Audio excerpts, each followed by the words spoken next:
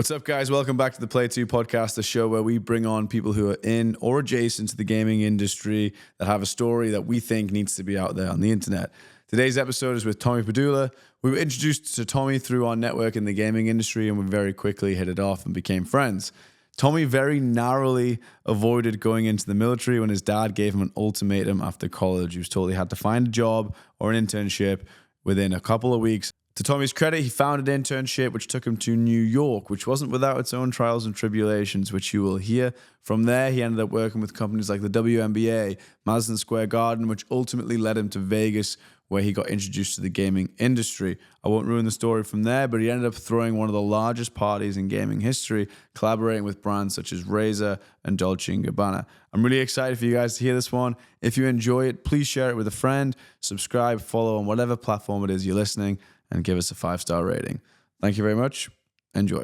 I think that's one thing that's really cool about what you guys do. I recently have been, as I've taken on new endeavors in personal and regular life or in work life, is just I keep having this saying I say in my head, giving myself permission to create things. Yeah. I feel like people think they need some sort of either degree or they need the backstory to match whatever they're creating. Yeah. Give yourself if something's dope, you think it's sick, just create it. Exactly. Whatever means necessary, figure it out. You're going to learn along the way. Not everything you put together is going to be a fucking hit, but create things. Yeah. I think it's I don't know what about me.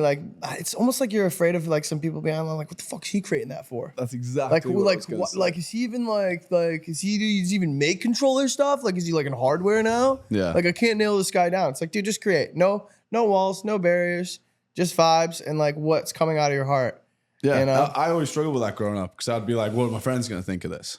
It's that's what, bro. Who gives a fuck? Who gives a fuck? No one. Let him say some shit when you leave, whatever. But at least I bet you one of them motherfuckers has got Am I allowed to cuss on this podcast? Yeah. You can say whatever you want. I gotta cuss a lot. My grandma gives me shit for it a lot.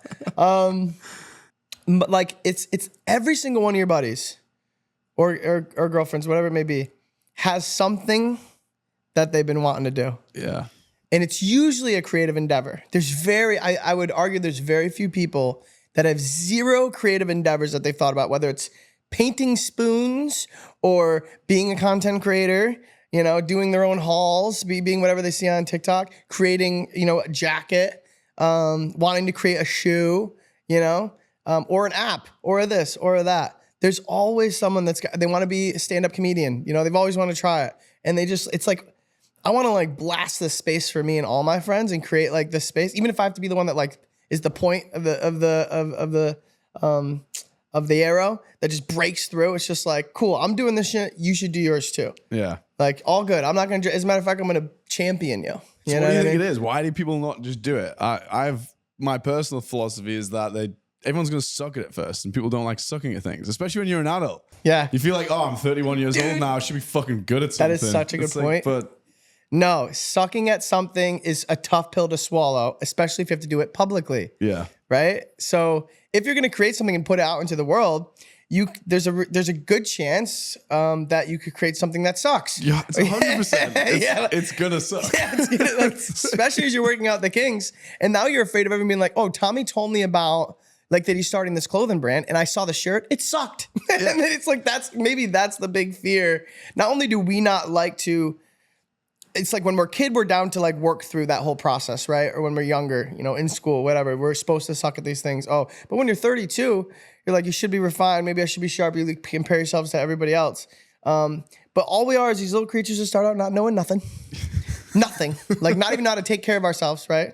To knowing, how to blast a rocket into space. There was a process for all of that. And giving yourself permission to be on that journey over and over and over again, no matter what it is you're embarking on, is the biggest thing. And I do think, number one, it's fear of failure, public failure. Yeah. It's one thing to privately fail, right? You could keep that with you, but that public failure of and the humiliation that we perceive that comes along with that. Meanwhile, most of the people maybe think about it once or twice and then they have their own shit they're thinking about, right? Not about you all the time, right? But we think about this public failure, and then the embarrassment that comes with sucking at something until one day someone goes, I remember even seeing this girl, I won't even say who, but this one girl, friend of a friend on TikTok, and she's been like posting these TikToks all the time. And I caught myself in it where I was like, who's this? She's an influencer now? Like, you know? Well, first of all, shame on that thought, right? Because she's out there trying something. And then one day I was like scrolling through and I saw like, does that say like 100,000 views? And like I had this sense of like, wow, good for her. Yeah. Good for her. She stuck through it. Now she's starting to get some like traction, get some views. And then even now I'm like watching the video about making a pumpkin like latte or something, whatever it was she was making. And I started to feel pride for her and it like flipped. Right? It's like it's crazy. You know, no one cheers for the people who need it. I know. That's the thing. I know. And that's what it is. Once it's like, oh, she's like 6, she's killing it. You know, that's my friend. You know, it's doing like, it. where were you at the start? And I think that goes back to the point of like, just find better friends. Yeah, yo, dude. If you're hanging out with bet. people who, that's the thing. It's like if I'm gonna make something and put it out there, because I'm the same. I always like think, what are other people gonna think about it? And then when I actually get down to the crux of it, it's like if I put something out and one of my friends said something bad about it, it's like, fuck that. Yeah, they're seriously. They're not my mates. Yeah, So, unless it's real constructive criticism. That's and you've different. invited it in. That's too, different, right? yeah. And you're like, yo, for real, shoot holes in this. Like, the real where did I friends go wrong? will ring you and say it. That's what you're worried about what you don't know. Yeah. What people are saying. Whereas What's if someone important- says, yo, that was fucking ass. Yeah. Change this, and this. Please. And then they come along for that journey. And you also, for that person, that person should also be highlighting your wins. Like, yo, that the corduroy like cargo pants you dropped were fire, really dope. The cap though, you know what I mean? I think you could like juice me up, right? Like, here's some little thing. Here's what I did love about that particular like pair. Like the way it fit was actually really nice. It was light. That means they're investing in the whole thing, not just like, oh, I thought you said you were making pants and they fucking sucked. Yeah. Like, I knew it. I knew you'd make shitty pants, dude. It's like, dude, fuck that guy. Like, I didn't even get anything out. Now I'm not even getting better. You know what I mean? And what are you doing? Yeah, true. What are you creating? We all do it. I think that's the thing. It is just about every day, just like get better and better with it. Yeah, But no it's funny doubt. you say that. It's we do a vlog, and when we moved out here, it's like let's just build in public. Let's be totally human. You know, swallow our pride. Invite people in. This is what we're doing. This is what goes well. This is what goes bad. Lo and behold, as we get busy, it's just me and Evan. Now we've got Monib as well, which is awesome. But it was like we just didn't have the time to do the vlogs. Yeah. So we dropped off Right. and we stopped posting. But that shone the light on the people who were actually watching them, because I had like it was like 4 guys tops. 4 guys texting me like, "Yo, where's the vlogs gone?" Like I was really enjoying those. Yeah. And then Evan's got his friends and family from home being like, "Can you just put the vlogs back on? Because then we don't have to ring you and find out what you guys are doing. You guys were showing us in depth what you're doing." So that shows the real ones. And yeah, there'll be a couple of people. Yeah. But there's I can't remember who said the quote, but it was like, your way to carve in your own success is basically just having one person clapping for you very slowly for 90% of the journey. And then eventually the other 10% is everyone's like, "Oh, I knew this guy was going to be sick the whole time." I was like watching him a little bit when it was early, and he's like, "Oh yeah, I'm sure." Yeah, but nah, it's cool, and that's interesting actually. When you said, I know we did like a little bit of a pre-chat before we were going to do the pod, and you mentioned Jordan Peterson's 12 rules for life. That is one of them. Is get better mates. Yeah, get better friends, dude. I think he puts it slightly different than get better mates. He has an interesting way of putting a lot of things. But it's better to have no mates than people who don't actually support you. And then as you go on your own little journey and creative thing, then you'll find your friends. No doubt about it, new dude. people. But which is why I'm glad you guys are doing this. Is hats off, dude. This is honestly for me. It's like it's quite selfish. It's a case of who do we think is cool in the industry. We want to talk to them in a longer form. A lot of the time, people are really busy, and it's like, oh, I don't really have time to just jump on coffee or a call or whatever. But it's like, okay, why don't you just come on a podcast, and then we both get stuff out of it. You get to tell your full story. We've got content out of it, and selfishly, I get to hear that story. So and like saying I'm flying to LA for a meeting, or I'm flying to LA to be on someone's podcast is 2 different things. You know what I mean? Exactly. Yeah, and it's fun. And speaking of somebody going for a coffee, like you've got other things going on, you got distractions, you got the waitress and waiters coming over, and it's like, oh, there's a time deadline with it. So yeah, uninterrupted. Exactly. I'm glad we're doing it. We've done a bunch so far, and yeah, it's easy. So we'll find it fun, dude. Yeah, have you done any podcasts before? A long time ago, I did one. Do you host or guest? No, I was a guest. It was I was working at the Garden way back in the day for the Knicks. I think it might have been like someone I was doing business with that then asked me to be on the podcast. It was much more of like a lifestyle. I mean, not too far off, more of like lifestyle, telling you about your story. I think we had probably riffed a little bit about, you know, my beginnings. And he was like, dude, I'd love to have you on my podcast. This was like 2015. Wow. So, you know, it was earlier and kind of cooler to be on it. Like, it was not cooler. That's not the word I'm looking for. You can cut that out. This is not cool? No, it was way cooler. My point is it was cooler to start them back then. It was like during the Renaissance. Yeah. And there wasn't that many, you know, going on. So I was like, oh shit, like, yeah, I'll definitely hop on. And we just told my life story. It was so long ago now. I mean, geez, it's basically 10 years ago. So it's been a while. From what you said, when we had like a little bit of a chat before the pod, there's a lot that's gone on since the garden as well, which definitely want to get into. Yeah.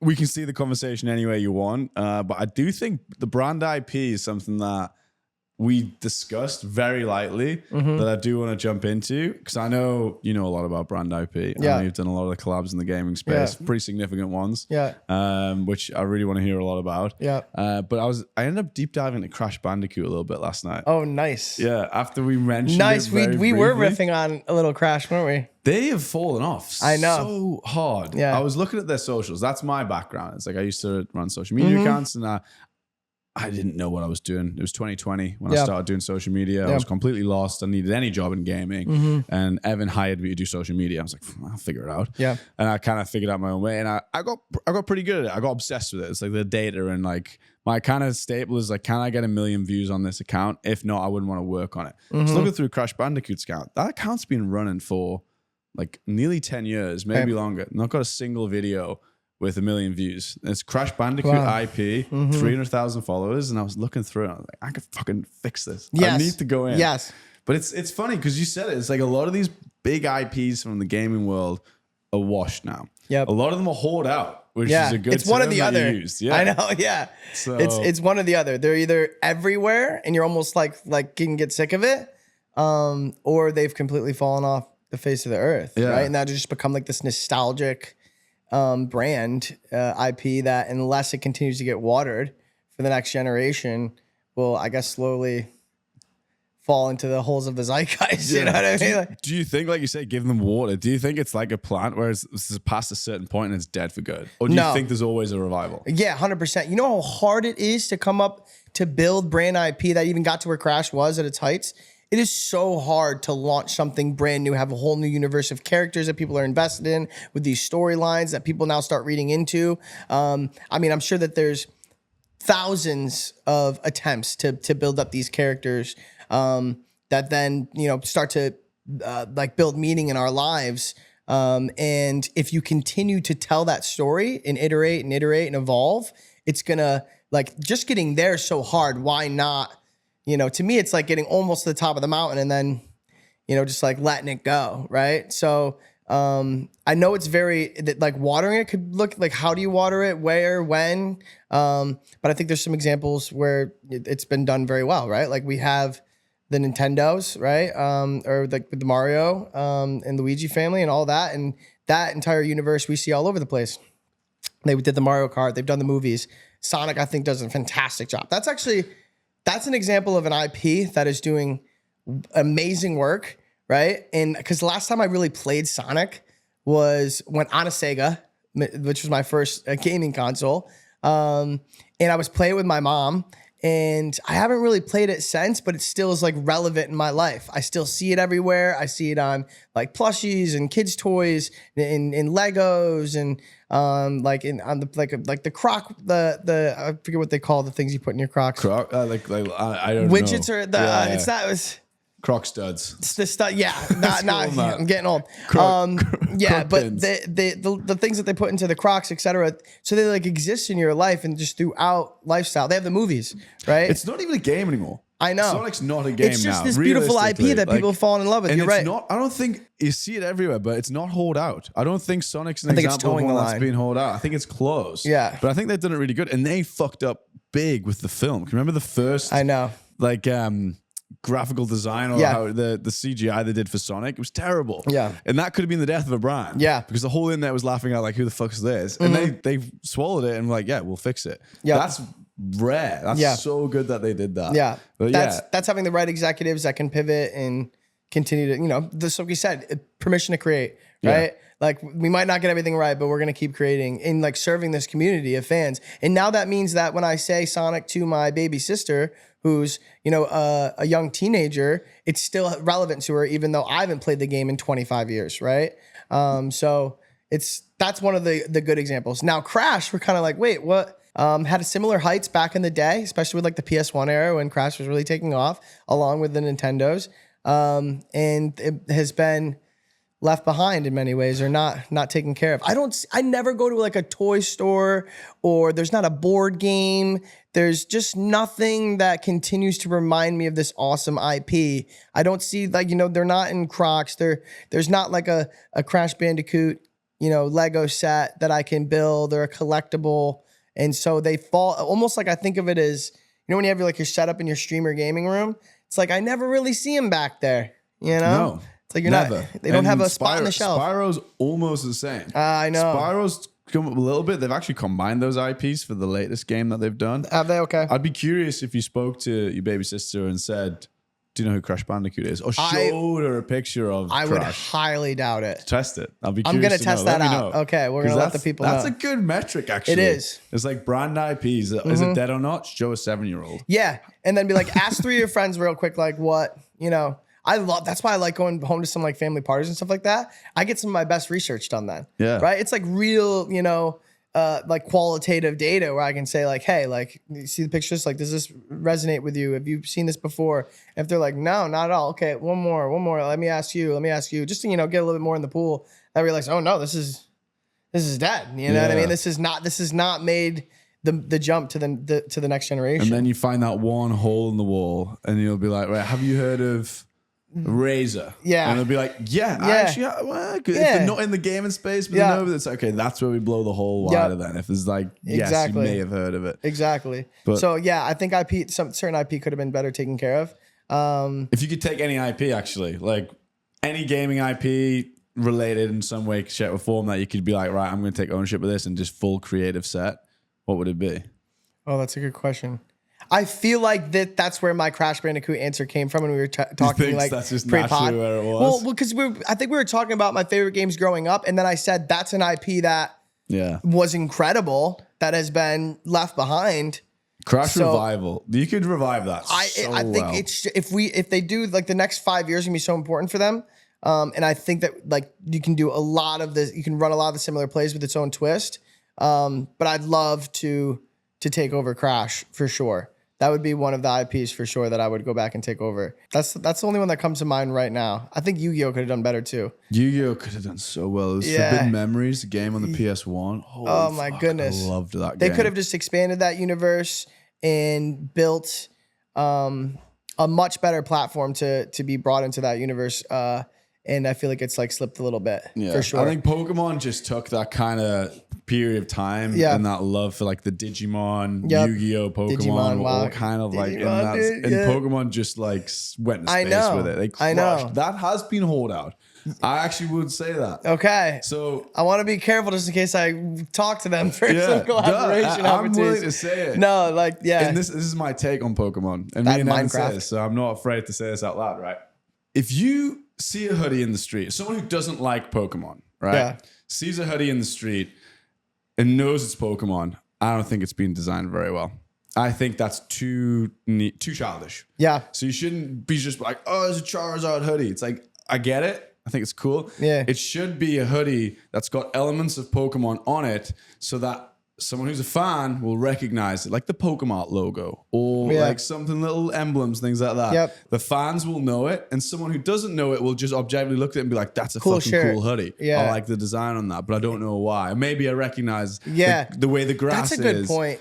I guess that's blending the core elements of Pokemon, whether it be a specific character, the ball, or the colors, that general aesthetic with a modern touch is really what needs to happen with like a modern silhouette. or like if they did like Pokemon with like the band tee, but like combined it. So like Exactly. it would actually look like, oh, this is like some sort of like, you know, like cool swaggy like band tee, but it's got like some Charizard elements to it. Like I could rock it anywhere. The flames are Charizard's tail flames, which you 100%. recognize, not just the classic. I was just about to say tail flame. There you right? go. Like a tail with a flame on it, but just like a nod to it. With again with like some modern silhouettes, and that's a very well thought through, 100%. And I do think it ends up being your typical like collectible, very young, bright, you know, design, which I wouldn't. We got the license to the IP. Yeah. Put Pikachu on it. Yeah. It'll sell. It's like, I know. It's not fucking cool. I know. It's not art. No. You haven't thought about that. I mean, like, yeah, like I don't want to just like, I don't want to like dress as Ash, you know what I mean? Like, like I just want to have a nod to it, like if you know kind of vibes, but it still looks cool to somebody who has never maybe even seen or cares about Pokemon at all. Yes. And I know that's difficult to do. And I'll say that. And I appreciate that I'm not in the room and having those conversations with Pokemon, with Nintendo, to be able to pitch that. Because these companies that do it may have pitched it and they've been like, get the fuck out of here. Yeah, that's not our brand, you know? That doesn't speak to, you know, our principles, etc. Exactly. Or it's too far out of the brand guideline, if you will. Which is highly possible. Which is why some of the best stuff comes from the street artists that aren't paying for the IP. Yes. Right? Yeah. That are just kind of ripping and be like, I'm creating cool shit. But I have no rules right now, no one to sign off on it. There's no cease and desist in my mailbox exactly. yet. Yeah, and they're like that jacket's fire, you know, because you were able to kind of do whatever you wanted with it. Yeah, that's true. It's a good point, actually. A lot of having a great or managing great IP is like, how liberal are you going to be, right? How much are you going to hand over to the creatives to do their thing and put their twist on it? What are your thoughts on that? Like, where should they not give the full creative freedom to a brand they're collaborating with? I personally think that they should, right? But I think full is maybe a stretch, because then you could have things that just make no sense, and it's like we don't want that out into the ether. But I think there should be there should be a lot of space for creativity with like a final checkpoint. And I think it's more of like internally, where are we drawing that line? How far are we letting people go? And letting like that community of creatives help define the next era of your brand and what it looks like in modern times. Yeah. So I do think a lot of the creative freedom should be on that side. Trying to like stalemate myself and understand the other side too, of like, now we just got shit that like, we're like, there's ones with 3 heads now, and that's not the actual character. So there's got to be a general guideline, but there should be a freedom to like put their twist on it, without a doubt. Yeah, you can't have like Charizard with a Siamese twin of Blastoise's head coming exactly, out the side. Right? That could be cool. Could be cool. Probably ain't. Yeah, right. Yeah. And like, you're not the keeper of cool, right? So I think audience. It is the audience. It is the creatives that are like out there absorbing and then creating. That I would rather them be the keeper of the cool. And us just be like a final checkpoint at the end. You know what I mean? Like, very few reasons we would turn something down type of video. And I think that comes with the power of saying no as well. Like, if you are in this creative space and you are collaborating, it's important that you have that good gauge to be like, right, is this brand gonna give me enough leeway to do what I think's gonna be cool? Because at the end of the day, you don't want to put something out into the world that's just not cool. Like, you don't think. You have to baseline think it's cool first. Like the same way I was saying with these controller trays. Like, we don't really care if other people don't find those cool, because we've made that for us. Yeah. We've made that because we're sitting in our own house and it's like, I want somewhere to put my plastic controller. I don't want one of those shitty RGB headphone stands made of tacky plastic. I want something nice. Yeah, so that fits with a clean aesthetic too. Like, maybe your girlfriend's cool with allowing it to be on the table as well. That was a big case. I was going to say, like, one of my best friends, survive Daniel. When your girl moves in. Exactly. So one of my best friend's wives, Rachel, I actually said to her, I was like, would you, because she is hot on it. She's like, get the Xbox kind of hidden. It's PlayStation, sorry. Get the PlayStation hidden, and so on and so forth. And I said to Rachel, I was like, would you let Daniel have that in the house on display with the controller? And she's like, yeah, that's awesome. That's really nice. It's like, okay. A little candle. It's like, this is your side. This is my side. Hey, the candle's fully for me. Yeah, okay, cool. I love the smell. So yeah, and I think that's the line, isn't it? Where it's like, as long as you can still make something that you think's good, it's a collaboration effort. And that's what you want when you're working with brands, I imagine. Yeah. We've worked with a bunch, but more on the agency side, a bit more B2B. So we have to stick with their guidelines. Okay, so if this is what we want and this is the budget, go make that. I'm like, okay, cool. But as we're developing our Millhouse B2C element, we want to get more into that collaboration. But I actually want to hear about the Razor stuff out of the gate. Razor, Dolce Gabbana. I know we're just jumping straight into that, but I want to hear that first. Okay, cool.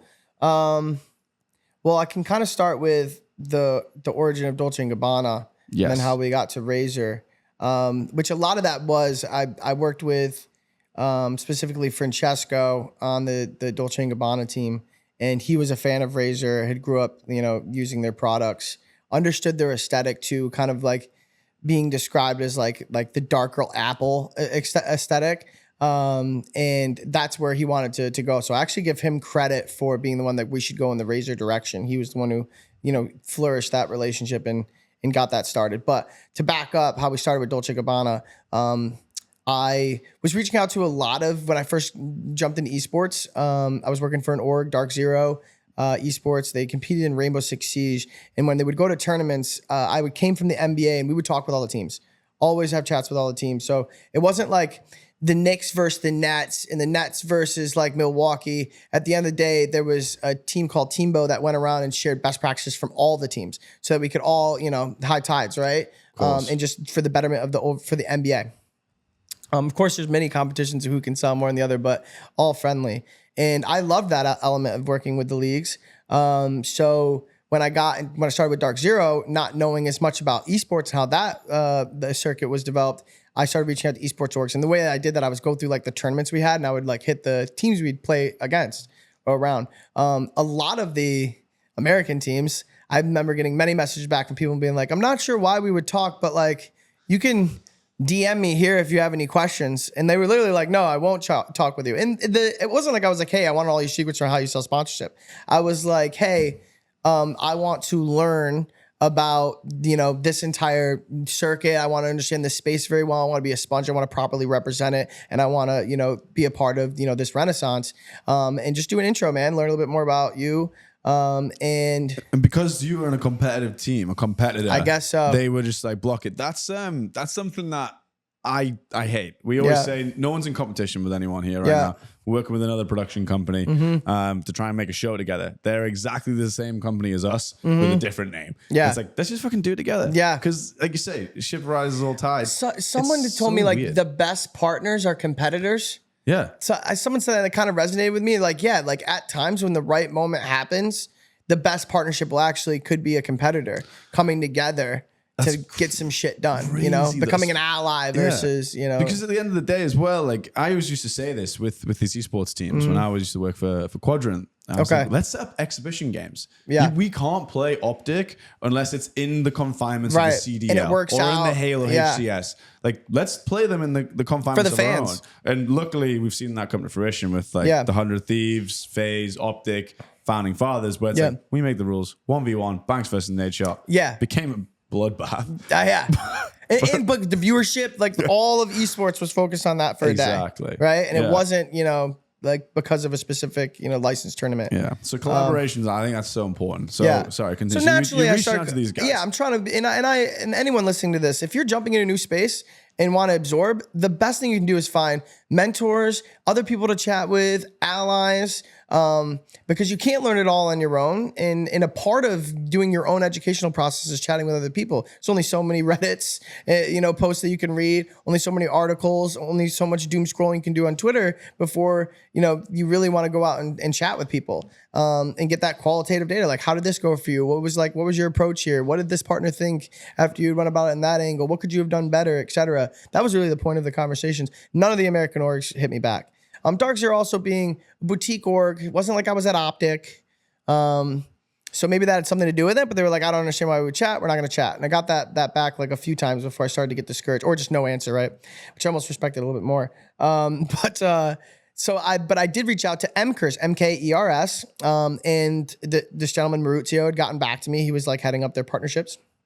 And we had set up some time to chat. And we've shared like some stuff, went back and forth. And then a little bit later on, he reached out to me on LinkedIn and said, hey, we have this Dolce & Gabbana like deal that we're working through, and we want to like incorporate other orgs from different parts of the world as a part of this web series that we're putting together that highlights the life of an esports athlete in four continents: Asia, Europe, South America, and North America. So I was like, hell yeah, I want to be as involved as you want me to be. Let's do it. I'm super excited for this. We jump on a call with their team and go through it. And then I eventually get, at the time, Pangu, who's like one of the most decorated Rainbow Six players. I think I got Troy as well, another like really decorated Rainbow Six player. And another creator that we had for Dark Zero. And they represented Dark Zero in this web series. So we flew to Rome. The idea was that they were going to fly to us, check out our lives here, sit down with the players, and kind of get a peek into what being an esport athlete for Dark Zero in North America is. They did that with 3 other orgs, and the one representing Europe, of course, was MKers. And then we flew out to Rome, and we got to meet with them in Rome and see what their gaming house was like and what being an esports player or athlete was for in their space, in their part of the world. And during that time, I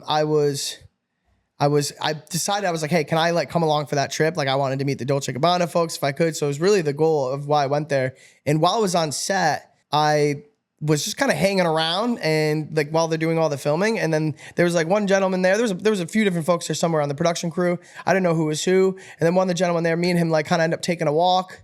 Grabbing a drink. It's like a beautiful setting in Rome. We're actually like crossing this bridge that has a bunch of like locks connected to it. There's supposed to be some famous bridge that you like connect your lock, and it like it's about like love and all this thing. Love lock bridge. Classic. And he's explaining that to me, and we're having a great time. And then like, you know, the folks come over, they're like, oh, like you've met Francesco from D&G. And by that time I had been chatting with him about life, about like just, you know, I'd never left the United States. So it was like a really big deal for me too, just even being there.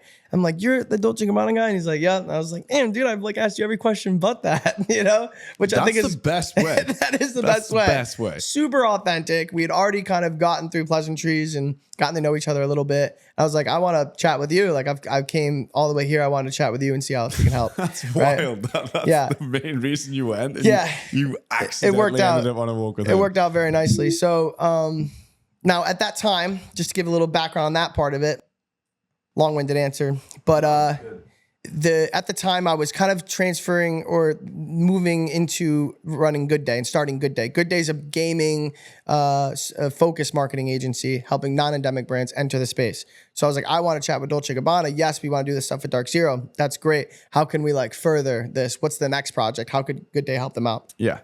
So after we left Rome, Francesco eventually reached out to me and said, hey, we want to, you know, amplify this. We want to like show off the web series. We want to partner with some folks that are going to stream it, et cetera. Can you help us run that program?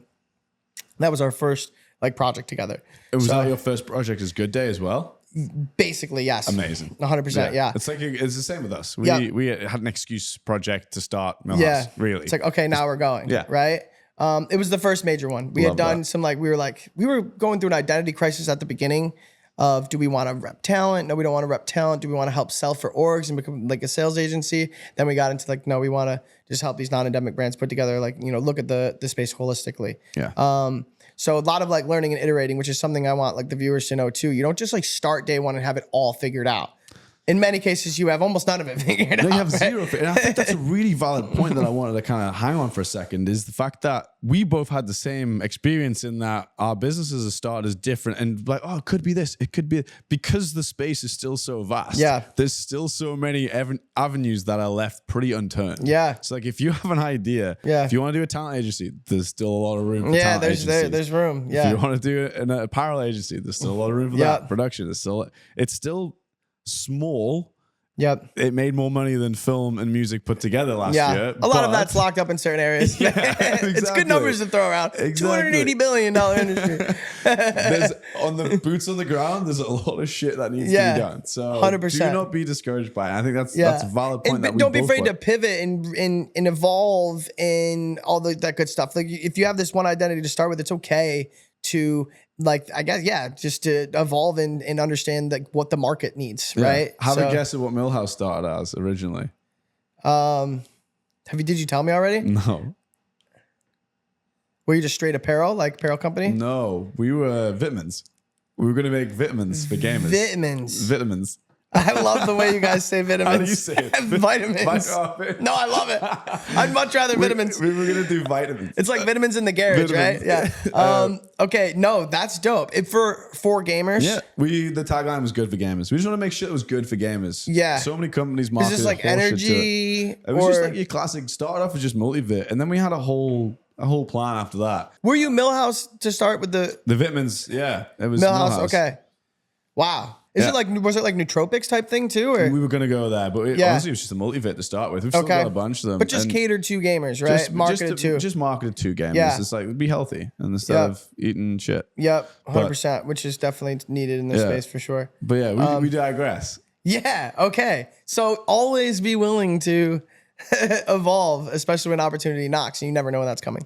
So Dolce Gabbana knocks. We put together that whole campaign. We brought in some really cool influencers, did some sponsored streams and some posts and all that good stuff. One of them particularly who I loved working with, it was actually around the FIFA time, the World Cup, was Castro 1021, absolute legend of a guy. But he did a really cool stream with him, and we ended up working with him later on. So that was the first jump together. And then they're like, all right, let's keep going here. Let's bring some folks down to Fashion Week and like invite them into our world. You've invited us into your world. Let's invite them into our world. We also released a capsule collection alongside the web series. So we were pushing that as well. That was cool. That was, what year was this? Because I feel like it was very like Web3 elements to it. And 2021 or 2000? Was it 2021? Yeah, it looked like it was around about that time. I was seeing, I was like, fuck, I remember. It was like almost like this gaming. As we were just coming out of the pandemic. Yeah. So yeah, it had to have been 2021, maybe early 22. Yeah. Don't quote me on that. But it's been a whirlwind of a couple of years, clearly. Yeah. Can't even pinpoint exactly when we started the project. But yeah, I'm pretty sure it was actually November 2021 going into 2022. So we launched that, and then we bring some folks out to the fashion show, which was an amazing experience. We can chat more about it. I had FaZe Rug and Castro 1021 out with us. Unbelievable guys, by the way. Like, I've worked with a lot since, like, for the sake of like the gamers listening to this, those are two of the most authentic, real, like, you know, I guess the creators / celebrities in our space that I've been able to work with. So down to earth. And we're so great to their fans in Rome. And we were walking around, we had people walking up from all over, Castro, Rug. And they took the time to meet with everybody, take photos, all that sorts of stuff. But anyways, you bring them out to a fashion show, put them like front row. Really cool experience for them. We go to some after parties, all that good jazz. And then they were like, all right, let's talk a little bit more deeper about a longer relationship. So that's when we started negotiating the agency of record deal. And shortly after we got that deal done, we knew we wanted to do some kind of a collaboration.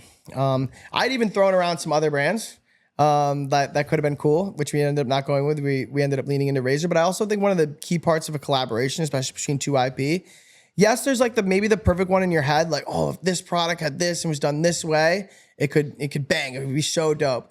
But if the team on the other side isn't as juiced about that collaboration as you are, that's probably step one, right? Like, how committed is that brand or team going to be to this collaboration? Is their heart in it? Are they as excited as you are?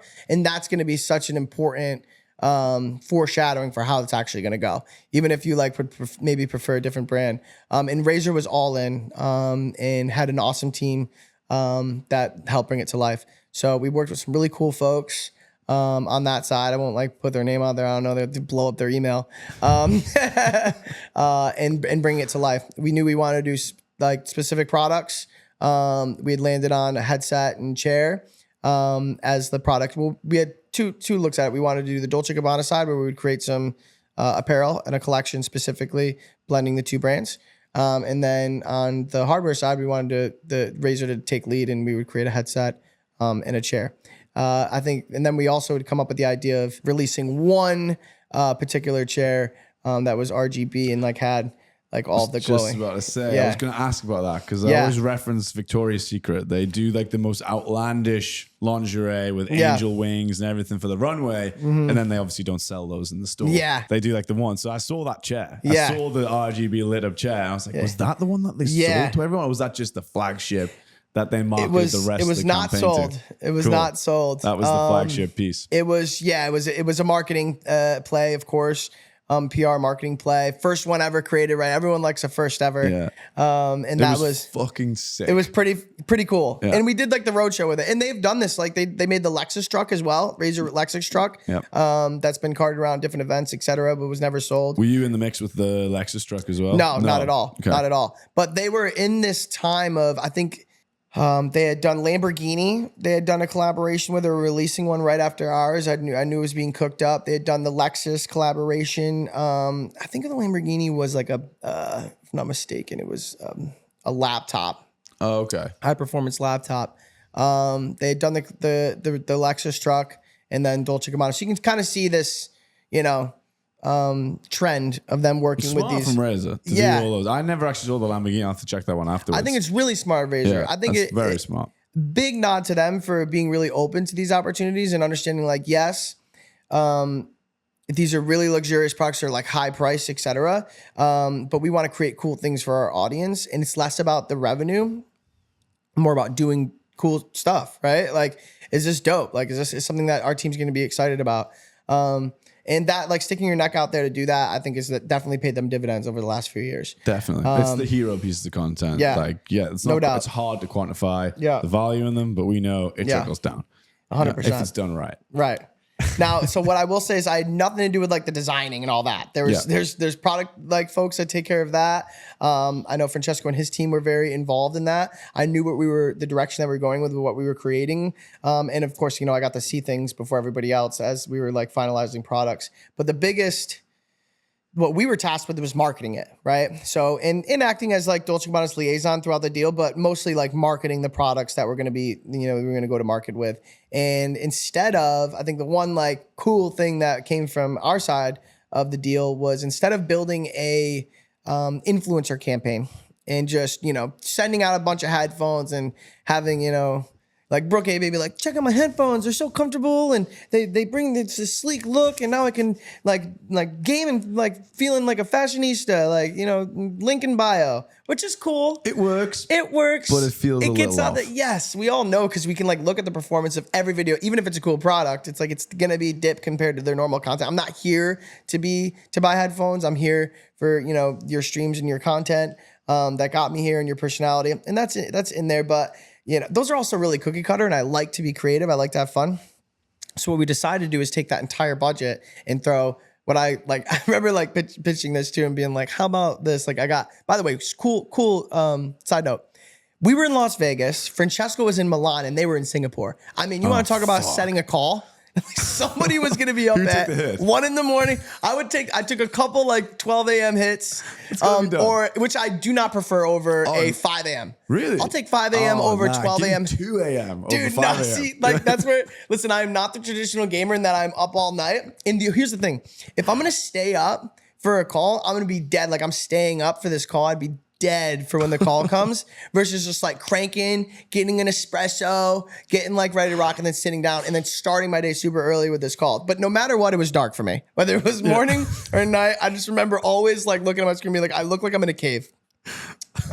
Anyway, so yeah, tough setting up calls when it's literally with all across the world, but also exciting, right? Like we got Singapore on the line, we got Milan on the line, we got Vegas, we got LA. Oh my God, if you'd have told me this, even when I was working at the Garden, I'd be like, no way. Yeah. But I remember being like, how about we throw a banger? like an event. I'm like, not just an event. A banger. Like I want, like Twitchcon's going to be in Las Vegas this year. It was a home game for me. I'd worked on the strip for many years. I knew what Las Vegas was going to bring to Twitchcon. And even though it was only 1 year, like worked out perfectly there. That talk about, aligning the stars. I had some connections on the strip. And I had this idea of like throwing the biggest, baddest TwitchCon party ever with Razor and Dolce Gabbana. And we would unveil the chair, the products, everything at that event. Perfect. With all the influencers there. And then think about it. we got pictures of everybody sitting in the chair. I mean, everyone from XQC to Lily Pichu to, you know, Andrea Botte, like you name it. We got them all like in the gear. Just throw a banger, build it, and they will come type of thing, right? And of course, there's elements to go into that. We had to hype it up, right? Dolce Gabbana's first party. It's gonna be really exclusive. It's invite only. Had to be super safe, right? Security. Without the talent and managers involved, when you get the content, you don't have to worry about the sign off or anything like that. It was just a case of you're in our premises, we're capturing the content. As a result, we get a 100%. There was like on the way in. Yeah. There was a sign that said, "Just so you know, you will be videoed. There will be photos. Like this is your warning. If you're not comfortable with that, you then don't come in." Fucking mad respect. Because the best thing about that is when you work with talent and you do this distribution, it's like, oh, we're gonna send everyone headsets. You don't control the content either. No. Whereas you bring them to you, you've got the cameras. Yeah. You've got the video. Oh, if you just do gifting, you're just praying. Yeah. You're just praying. Like, hey, did so-and-so get the headset? Like, they're not like maybe in like a little story or something like that. If you pay, then yeah, you can get approvals and all that. But then it starts to seem vanilla, seem scripted, and then it loses that like, you know, that touch. This was like both, right? Was that hard to convince them? Because we know that is it. Like, we're in the space. We think about this sort of shit all the time. Like, that's fucking genius level to do it. Yeah. Was that difficult to get across? The execution of it's where it's tough because it could completely pay off and be amazing, or it could be a complete dud. Now we got no content. No one came. We wasted all this money. And now we don't even get to do the influencer campaign that we knew at least was going to be eyes on, right? So that's where there's risk involved. It was Dolce Gabbana's first party in the space. I knew that all of the creators from going, like, I didn't go actually. That's incorrect. I was getting married the year before when Twitchcon was going on. But I heard about the face party with Travis Scott, and I knew that everyone was dying to get in there. All the stories of people lining up to try to get in there. I knew if you were the event and position yourself as the event, you were fine. Yeah. Everyone was looking for a place to party and like the cool. You go to TwitchCon, you walk around the convention. No offense to my TwitchCon folks, it's cool. You're there for the parties. I know. Exactly. If you're an industry person, it's like I'm trying to, and you want to meet potential brands you want to work with. You want to meet talent managers, executives, be like the publishers, etc. This is a time to have a couple cocktails, get some FaceTime, and build some serious relationships. So it was good for the business side, and then of course on the creator side, that's their time to mingle with all the creators and become bigger there and get invited to this video or do collaborations here and all of that good jazz. Now there's drama there too because they don't all love each other, but at the same time, like you want to be seen where the rest of them are. Right. Yeah. So you create this like exclusive invite only, you're lucky if you can come type of like vibe. It started out with having like a performance, right? Now we didn't tell anybody who was gonna be performing prior. So it's gonna be a secret, but we're gonna have a really dope performance that you're gonna be really excited about. And I gotta be honest, like this was a road show that me, Vanessa, Razor handled like their creators. They had, you know, like the OTK folks. Oh, I have to shout out my people. I brought offline TV in. I love offline TV. I love their team. I don't know if I want to mention their names either, but because I'm sure they'll get blown up too. But many people know them. Not many people are going to watch this. Don't worry. All right. We haven't even launched the podcast yet. But maybe keep it just in case. Yeah. So the offline TV team, if you know them, you know them, right? They are amazing to work with. I love them, and I wanted to throw a banger with them, and convincing them to do that was a lot too. Like. All their people want to feel safe. Who's going to be invited? Not everyone gets along with everybody, etc. So we had to make sure that everyone was happy. But I knew that at the end of the night, when done right, that they would be like, "Thank you." Now we like through this party, they were the host. Yeah, that's how I built it. Makes sense, right? So bring all three brands together. I knew I needed a cheerleader, and I knew if it was like the offline TV party and the Dolce party and the Razor party, like who wouldn't want to be at that, right? So I got them to host, and then it was performers. And we ended up getting Maddie on. Big, you know, obviously has history in the space, really close with Zed, massive in our space. So we had a really good DJ. And then Andrea Botte, I had seen was spinning, just starting to put out content for that. And I was like, hey, I'd love to have you come perform. Now she did esports awards. She's always doing all these gaming events. I'm really happy for her. I like love that our event made everyone be like, oh, we need Andrea Botte to come. She brings so much energy. And then she brings energy ridiculous. And all of her friends. Like she had everybody at her table, like all the Minecraft folks, like XQC was like there specifically to see her. So that kind of perfect like storm was starting to happen. And now what I also did to make it for the business folks, like why would the talent manager, I'm giving away all my secrets. The talent managers and like the executives for the UTAs, the Evolves, the CAAs, all that good stuff. Like, here's what I'm gonna do for you. I'm going to take care of your talent. I'm going to give them a table. I'm going to comp a couple bottles. They can invite whoever friends, right? That was the guest listing for that was a nightmare, but we got it done. And there was 3 tiers. Super VIP up on the stage. You had to be a part of offline TV or one of the performers. Like, so Andrea had a table, OTK had a table, and OTV had a table. Stacked up there. Then you had like the bowl around. This was at Zouk nightclub, by the way. Not being, but yeah. I'll have a look so I can envision it. It's the most state-of-the-art nightclub on the Strip by far. I mean, the walls move like the thing drops down. All these screens. It's like LED driven, so there's like LEDs everywhere, so we can make the party ours without having to like go and create and print a bunch of stuff, right? So that was really great, and I knew them very well. So we're at Zouk nightclub, and then so there's the bowl around there, and we invited a bunch of VIPs to that. So I'm not saying like they weren't not super VIPs, but everyone had a place. So we go to different orgs and invite different orgs, and then like the different content groups, and just made sure everybody that anybody like super impactful in our space had a spot there. But they were all associated with talent agencies. So I said to them, "You get a table too." So all of Evolve, you get 10 people or so. Evolved executives. We ended up having Twitch wanted to come and Dan Clancy wanted a table. So we basically had like Twitch executives. We went to all the publishers, said, "Hey, do you want to come?" Right. Next thing you know, there's a whole business area of nightclub tables. And then we had GA, right? For like, hey, like, maybe that coordinator that wanted to come may not be able to be at the table, but let's have them come to the party. We want them to be able to mingle, et cetera. So we created like business side, creator side, super VIP, so that everybody felt involved and that they were able to like take advantage of the night. So that was like a perfect storm that we put together. And we had 2,500 of the biggest creators and industry folks in our entire industry all here at invite only. No one was able to just show up and get in, right? So they were all like a catered audience the whole way. We paid for the first couple bottles for everybody so that they had like got the vibe started if they want to get crazy after that, which also worked out great because people ended up racking up $30,000 streamer bills. Try to outdo each other. And then there was like videos about that everywhere after. So there was like so much, like Ludwig's got a good one out where he's like, how I spent like this much to like fake Lily's birthday. He like faked her birthday. And I went up to Lily, I was like, "Oh my God, I didn't even know it was your birthday." She's like, "It's not my birthday." So it's like, it ended up kind of taking care of itself there. And there was a bunch of content about that after. And then we had drink tickets for all the GA folks, right? First few drinks is on us.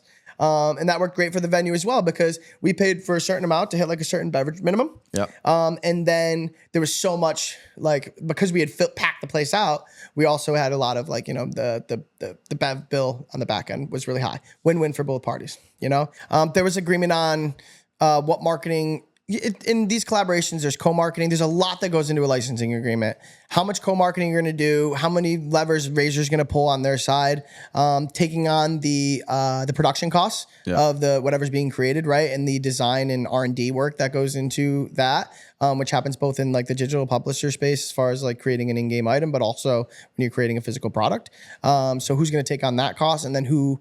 Then now co-marketing means here's the things that we got. Like Dolce Gabbana's got their channels that they can co-market on. Razor's got theirs. What kind of budget are we going to pull together? That changes based on the deal, based on who's got more leverage or whatever how that cookie crumbles, right? So that's why that budget came to me because I represent Dolce Gabbana. I don't represent Razor. To be clear, they're like a partner of mine. We continue to do dope work together.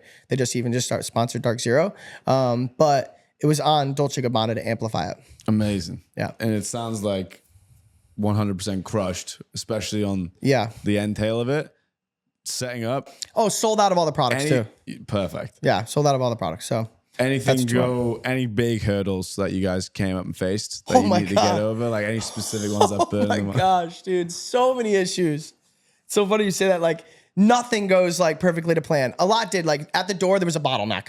Like everyone coming in, everyone trying to be like, "Oh, I'm so-and-so, I'm so-and-so." And everyone was so-and-so. Everyone's so-and-so. Everyone was somebody that night. There was no like just random person invited to this event. So everybody was a somebody. We needed a better check-in system to check people through quickly. We ran out of bracelets.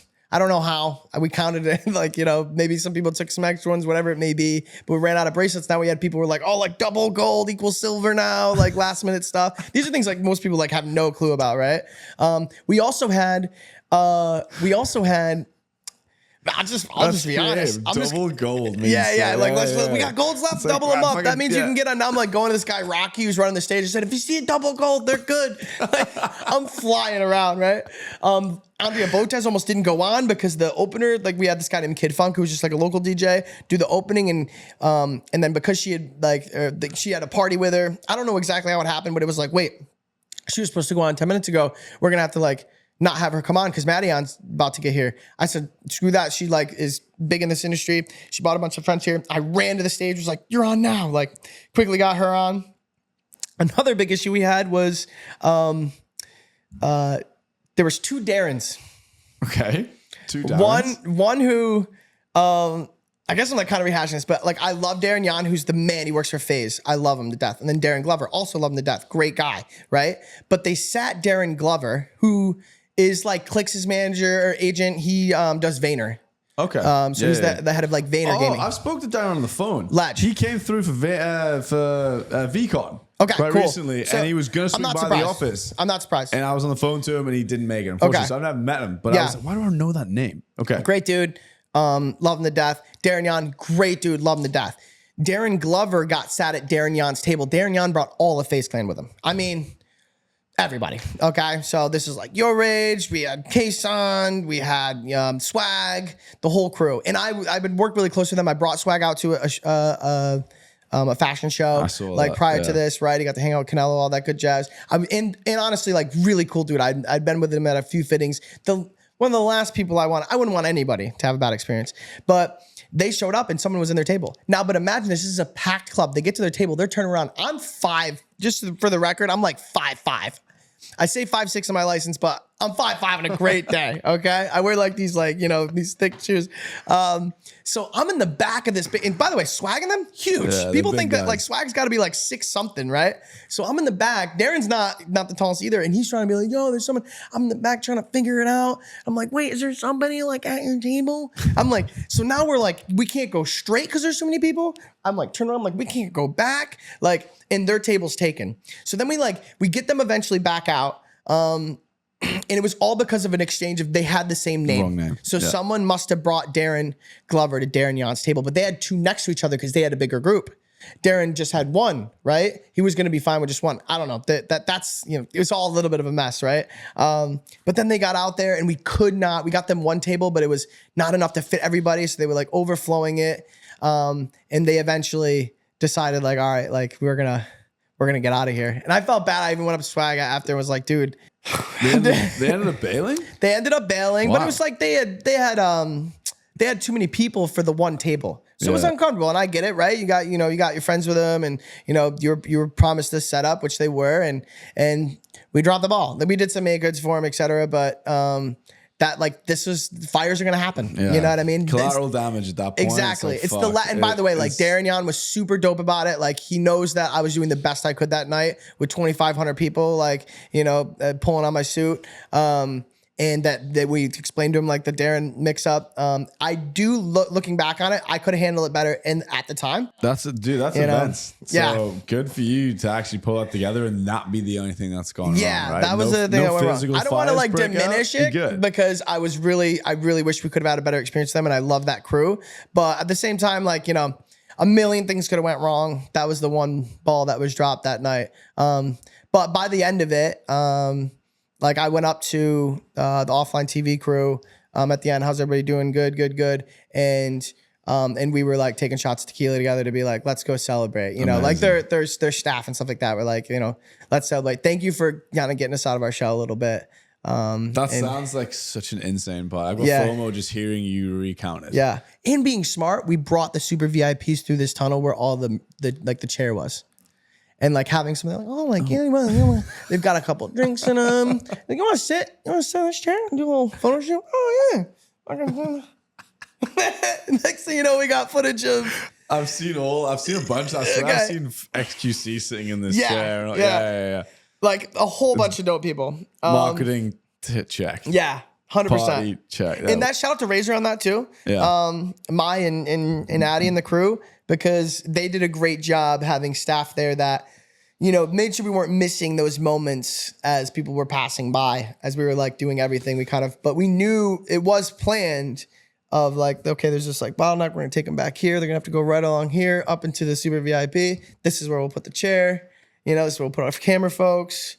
And it worked out great to capture a ton of content, which then we can have the usage on. Now you see all of your favorite streamers sitting in this chair, just sharing audience and all that good jazz. So we got all the content that we needed.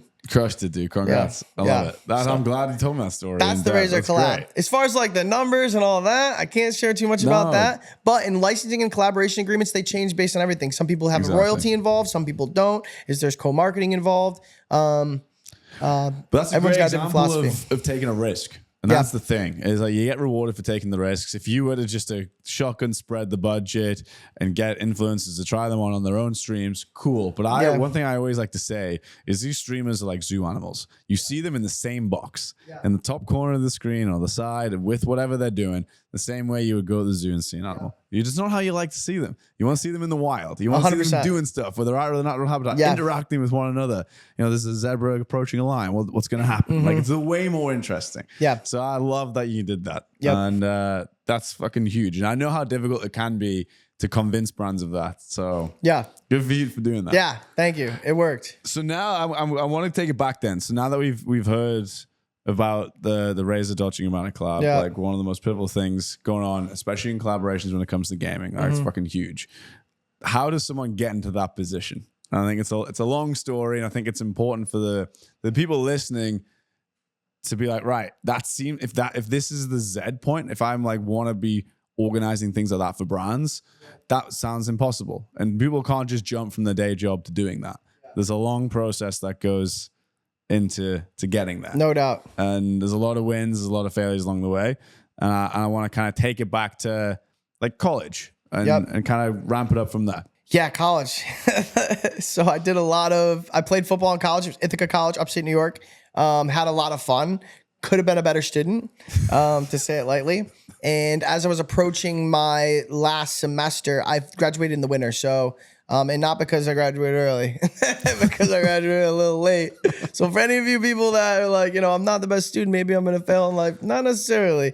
But I was definitely starting to take it more seriously towards the end of probably too late. But I had that one summer and I hadn't had an internship. And my dad's like a military guy. I first wanted to go to college with my family. And my dad ended up graduating from college, but around the same time as me. He was like doing night classes, but I was the first one to like do the traditional experience. So at least for a 4-year. And so I essentially like was talking to my dad about like my future, and I had taken out all these loans, which I didn't know much about, by the way, like write those ChatGPT, those essays for those scholarships for those listening. Cause I did not. And I got this pretty fat bill. And I didn't even realize what I was doing. So I knew that was coming. And I was like, you're going to go into the military. That's the only way we're paying off these loans. Like, this is the deal. You didn't hold up your grades. Like, you don't have any internships. There's no like promise here. Like, you're going to go in the military. Was that like written into some of those contracts? No. That was written into my contract with my dad. That's the only option. Yeah. Right? My dad was like, no, and he's a military guy, right? So like, he was like, this is how we're gonna fix this fucking mess. But by the way, I was playing football. I was like, oh, go to the NFL. No shot. It was like a small D3 school. I don't know what I was thinking at all. But dream big. But yeah, I wasn't going into the NFL. I hadn't had any internships going. I had a really large college loan. It was gonna be like $1,500 a month when I got out. Didn't realize how crazy that is. Yeah, still paying that amount. Jesus. And that's a fucking massive mortgage. Oh yeah, it's a mortgage. I remember thinking that when I started paying, I was like, I could get another apartment, if I had done it right. But so that was the mistakes that we made. But anyways, my dad was like, you're gonna have to go in the military. You're screwed unless. And I remember being like, well, Dad, what if I get like a crazy dope internship that I can't turn down that leads to like a really cool job that like we both agree is a great opportunity. He was like, basically like, yeah, but I know you ain't gonna fucking do it. Like you've been making these promises and bullshitting me for 4 years. But yes, if that happens, then yeah. And I took the ASCAP and everything. Like I was gonna go in the Navy. There was a whole bunch of stuff that was going down. So I was at least like looking into it and starting that process. So, but then a guy came to my school. His name is Mark French. He gave a chat. He was like a serial entrepreneur, was an alumni of Ithaca. And it was the first time I was in a class. And ironically, I was going to skip this class too, where he came in. And but my boy, Zach Miza, shout out Zach Miza, who was one of my like guards or tackles in high school, or sorry, college. He was like, I was like, hey, we got film later. I'm going to go get a quick lunch. And he was like, dude, it's the last time to get the participation credit for marketing. And it's this guy who's giving a talk. And I remember being in the room and being like, we just like a little printout room in the school. And I was like, damn it, Zach. Like, I guess I got to go to this one because I need that 15% participation or else I might not make it through the class. So thank God I went to that class. It was the first time I kind of was like, sitting there not paying attention. This guy starts talking and then I perked up, right? And I realized, oh, wow, like this guy kind of, not that he reminds me of myself, rather I relate to this person. Yeah. I almost had never related to any of these people that would come in and give these grandiose, conversations about their beautiful career and what they built. I was like, that's for, the higher ups or whatever, more intelligent people, whatever it may be. But this person seemed like a real down to earth guy that had a really dope idea and made it come to life. And it was called Court Grip at the time. It's what the NBA players put on the bottom of their shoe. It's still on the side of every, the table, scores table. And they still use it. And he had Carmelo Anthony working with him on it. And I'm looking at him like, you don't have no lab coat on, right? You're not a scientist, but you made this formula, bottled it, produced it, distributed it, brought in like these marketing partners to help you push it. How, you know? And I was asking pretty intuitive questions and he ended up being like, why don't you come down at the end? We'll get any other question, but I was like juiced up, this right? Kid's just fucking not letting me crack When on. I'm passionate, I'm passionate, I'm dialed. Wartime general. Yeah. Like when it needs to be done, I was like, wait, I'm here. Yeah, This I'm is gonna dialed be right done now. here. I don't know how you did this and I want to know how you did this. Like I got cool ideas too, but I don't know A to B, right? Like how did you get there? So I'm asking the questions, eventually he has me come down. I get his card. I wait in a long line of kids. It was like 150 to 200 person lecture. So it was a big lecture hall. Wait in a long line, get his card. He doesn't like really brief in that conversation. I don't leave him alone. Set an alarm on my phone. Keep calling him. Emailing him. I just want 15 minutes of your time. I would love to like pick your brain. You came and gave a chat at my school, eventually emails me back like a week or two later. Is like, I need you out of my inbox, kid, with all due respect. I'm actually coming back to Ithaca to give another chat. Why don't we do coffee while I'm up there? I said, bet, like, love it. And the other thing too to know, I didn't like ask for an internship on this call. Okay. I wasn't like, I really would want to work for one of your portfolio companies, like anything I can do. It's important that people know what you want. I didn't say with him, like my job or my role or what my goal is to like find an amazing opportunity in a space that I'm passionate about, that I can learn a ton, cut my teeth, get going, and to show how hard I can work. But right now, my goal in this conversation is to learn everything, be a sponge, and learn everything about your experience as I can, and also to develop a relationship with you where you would be like a mentor of mine, someone I can call. I almost get emotional thinking about it, but like someone I can call because I'm like scared. Yeah, I don't know what my future is gonna be like, dude, and someone I can rely on. That's my goal of this call. And so he comes up to Ithaca. We have a great chat. I'll never forget. He goes in the Alumni Association to take a quick meeting too, and I was waiting in his car, and like Return of the Mac was playing, and I'm like sitting there in the BMW, like, this guy's the fucking man. So shout out to Mark French. So he ends up calling me like a couple weeks later. He's like, I got an internship for this summer. This is the end of like the spring semester. I'm like, no way. And I'd never been in New York City. I'm from upstate New York. Had never been in New York City. And he's like, yeah, it's going to be in New York City working for like one of my portfolio companies.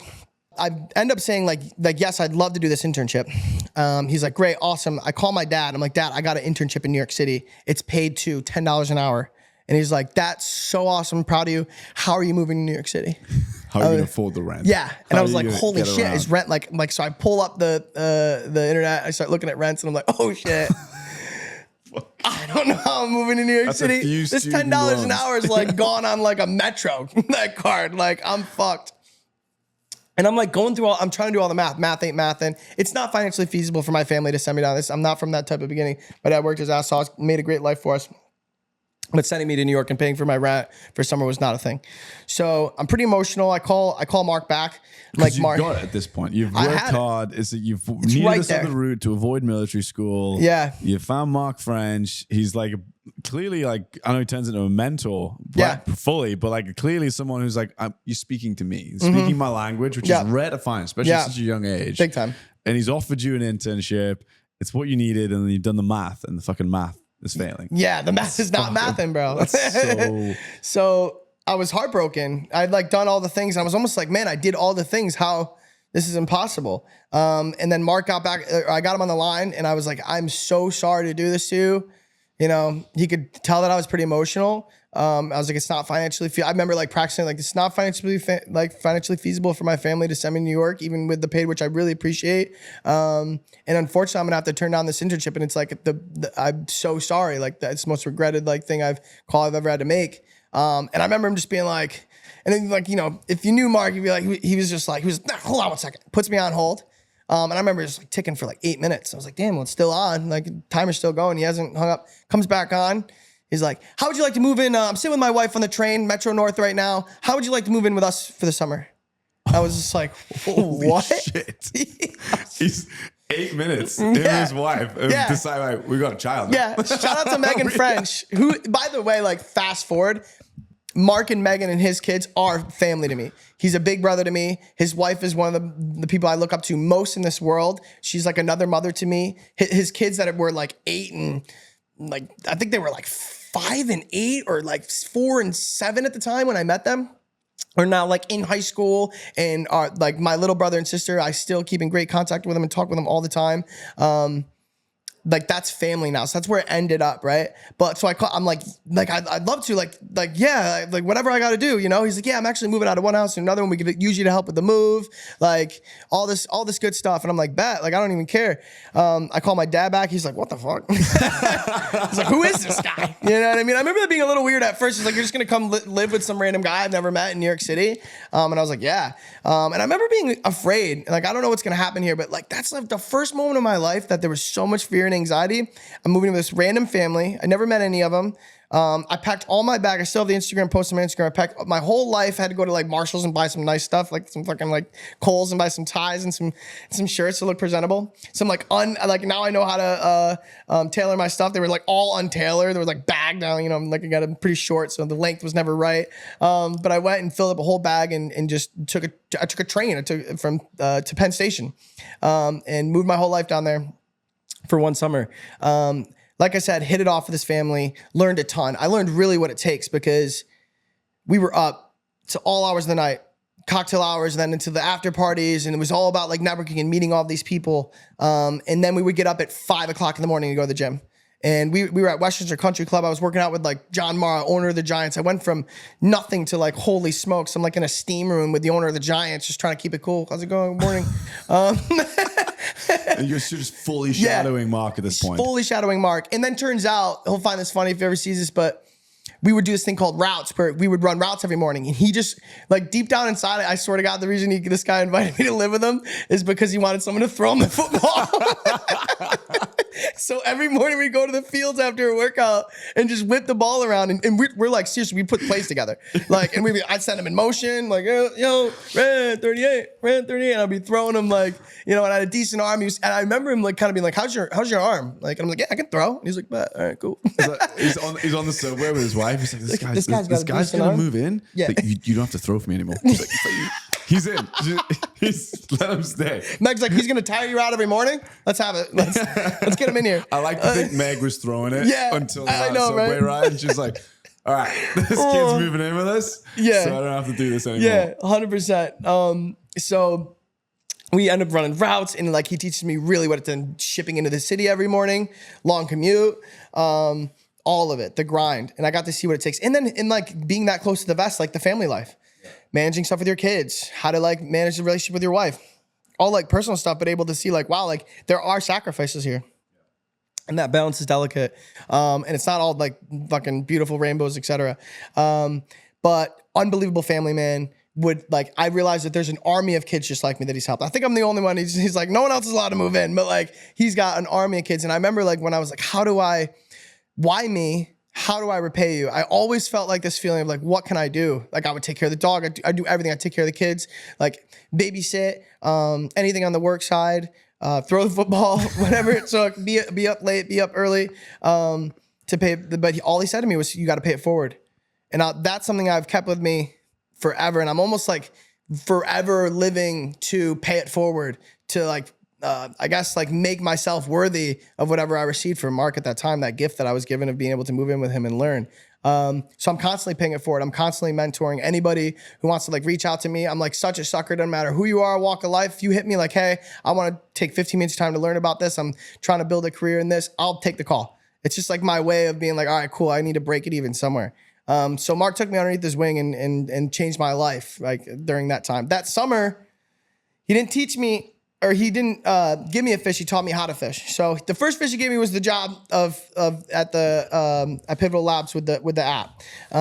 But while I was there, it wasn't like, oh, like who do you know that can give me an interview over at such and such? No. He was like, go to your alumni directory, figure out who's like an Ithaca alum, do a similar type situation that's working in stuff you want to, working in a business or in a field in a role that you think you would be great at, and like to figure out what role and where you need to sit down and sit with yourself.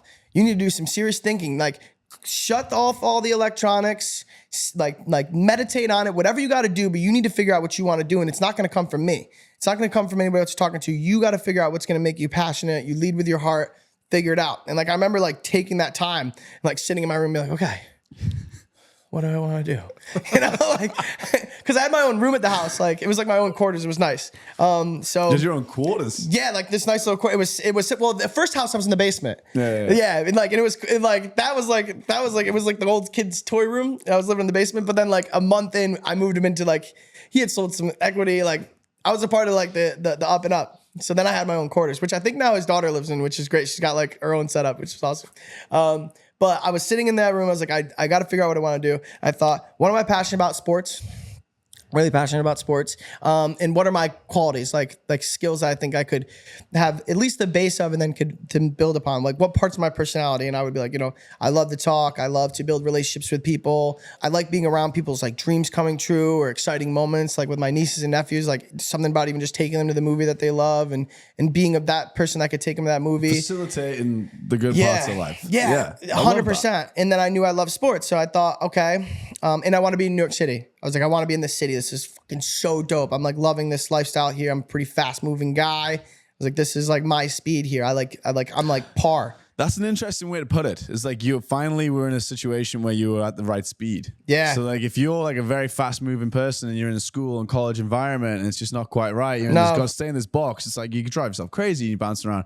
Move to somewhere like New York. Yeah. It's where not the speed for everyone. helps me. A lot of people are like, fucking hell, I don't know what I'm doing in this city. This place is wild. Whereas it's like, okay, going 70 miles an hour to being somewhere that's also traveling 70 miles an hour. Whereas if you go from 70 to jumping out at 20, it's like, fuck this. 100%. I was like, I can thrive here.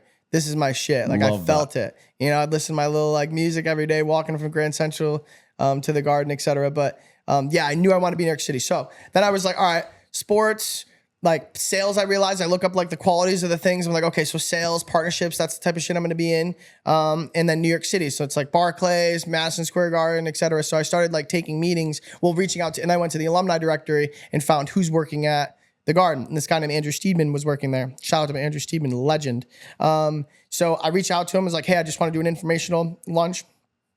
He said, he like reaches back out to me, says he's down. Thank God. I do the lunch with him, like right outside the Garden. I remember getting all dressed up for that too. I dare say if he hadn't have said yes, you would have asked again.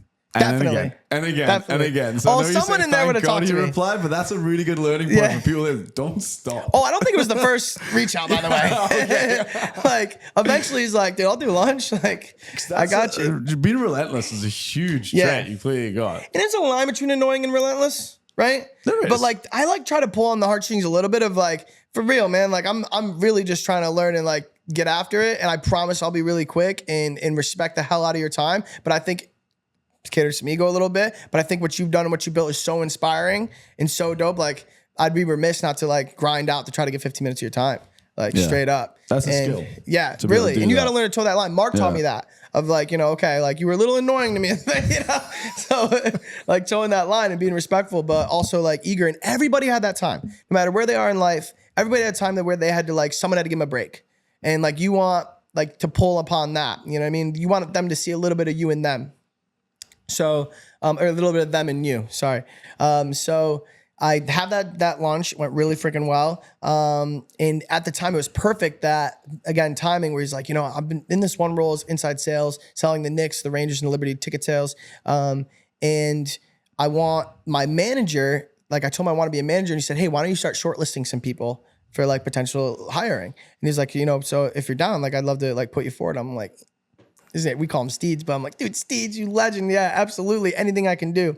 So he basically gets me an interview. I ended up getting reached out to for an interview. And then like another absolute legend, Dan Shagawat, who I love to death, gave me my first job. I interviewed with him and he was the manager of the inside sales with them. He's still somebody I talk to every couple weeks. Like we're like family. He's another mentor of mine, and I'm so lucky that he was my first boss. I've yet to have a boss even anywhere near him. Sorry about anybody that's that boss. What was so good about him? What was the traits that you liked so much? I know it's hard to quantify a lot of the time. He was just for the people. Like by that I mean, he was like a layer between the execs and the numbers and the souls that were in that room. And he knew how to get every one of us to tick. There was no like one size fits all. He knew he'd have to work with somebody this way. Somebody would need this. Somebody would need a little space. Someone would need a little micromanaging. But no matter what, he like met us halfway, right? And I think his number one thing is just his heart. Like, you know when someone really cares about you. And you know what? Like, this is the main thing I knew he was a great manager. If he came in on some tough stuff, like, listen, I just got off the phone with such and stuff. I got out of this meeting. The next couple of weeks, we're going to have to be like, hammering Rock Cat Radio City Music Hall calls. I know that's not what we're normally doing, and it's not always the most fun call, but like hold it down for me for 2 weeks. I'll do whatever I can. We're going to be helpful. And then he'd leave the room and we'd all be like, for Shags. Yeah. Bet. Like whatever we got to do for Shags. Like we can't let him like disappoint his boss. Like that's our guy. Yeah. Like if you can make your team say that after you ask him like maybe like a tough thing that maybe like a pain in the ass versus being like, yeah, I got it, Shags. Fuck that guy. He's a leader, guy's an not a asshole. manager. You know what I mean? Instead, it's like, no. I'll run through a wall for this guy. Let's all band up and run through a wall. I don't know what it was in like the one-on-ones, just him being such a real person that made me want to like always make him proud. Always want to make Shags proud to this day. So that's like what was important about him. And I remember when I first got to my interview, I was so nervous. And my first suit I ever bought on from Macy's, a little too big on me, and he'll still joke with me about that shit. But and he goes, fresh threads. And the way he said like threads, I was like, this dude's fucking cool. All right. Like I'm already like calming down for my interview. Yeah. And he like helped me crush it. So Shags gives me the job in inside sales. And now I'm working for the Knicks, the Rangers, Liberty. I'm doing ticket sales. And that's like a whole grind, you know, like I was just like, I knew I had to crush calls. I also was so fucking broke that I was like, I remember people would be like, oh, I'm going to head home. And I'm like, for what? Yeah. I'm just going to stay here. I might as well. Like, I'm not going to dinner. Like, I'm not going to grab a fucking coffee. I got $2 left in my bank account at the end of every month without this math. And so I like just would grind all night. And I met like some of my best friends in the world there that I still talk to this day regularly. And one of them was even like, you know, like stood behind me on my wedding day. A couple of them from that flow actually were groomsmen in my wedding. So that's like the start of getting things going and like learning how to like work your ass off and also how to be mentored and find really cool people. So from there, like new leadership had come in. I didn't fit the script. I made some mistakes there where I could get away with not ripping like a ton of calls and selling well. Yeah. And so I was like, I'm not going to conform to this. Like I get referrals. Like I have my way like of doing things. In hindsight now, I realized like it had come from the top that this many calls need to be made. And if I wasn't going to be, I was also looked up to in the culture because I had done some really cool stuff. I had sold the first like Liberty partnership, which is a WNBA team. So I like was punching out my weight class, not selling tickets, selling partnerships. Yeah. That was like the toughest to sell thing. Oh, that was the other thing. I said, how do I stand out? They said, how do you stand out? Sell the WNBA. None of us can. I was like, bet, I'll do the thing no one else. I'll do my job on the NBA and NHL side, and then I'll attack this thing that's like. What did you do that's so different that actually managed to sell the WNBA? Well, number one, I realized, no, like this is a really cool platform to get a bunch of kids that may not be able to afford a $450 Knicks ticket to come see the Garden. Wow. Right? And experience the Garden's the Garden, right? Yeah, like sell them on the experience. It's exactly the experience. Like for dads that want to like need a touch point with their daughter. Like that's fantastic. And for son, but specifically definitely for a daughter, that she can look up to and what, like whether she ends up being an WNBA player or not, but seeing like that there's like a trail. Yeah. Or there's like a path forward. Fucking genius. 100%. Well played. And the right way to think about it. Yeah. It's not exactly. just like, it's I wasn't smart, just talking bullshit. It's I got there and was like, yo. Deep meaning. I cried the first time I walked in the stadium. I know there's kids from like PS 405 deep in Queens that haven't even left their borough. Yeah. I want to get them here to experience this and like keep it that way. So I went to the New York City Department of Education and they have like grants that they write for like experiences for the kids and educational experiences. So we had to tie in education to get them to this game. And we had a day called School Day. So what I did is I brought out 18,000 kids, okay, from all 5 boroughs, from all these different like schools with a grant by the New York City Department of Education. And they had to work through a curriculum learning about jobs in sports because they just think if you're not LeBron, you're not in the NBA.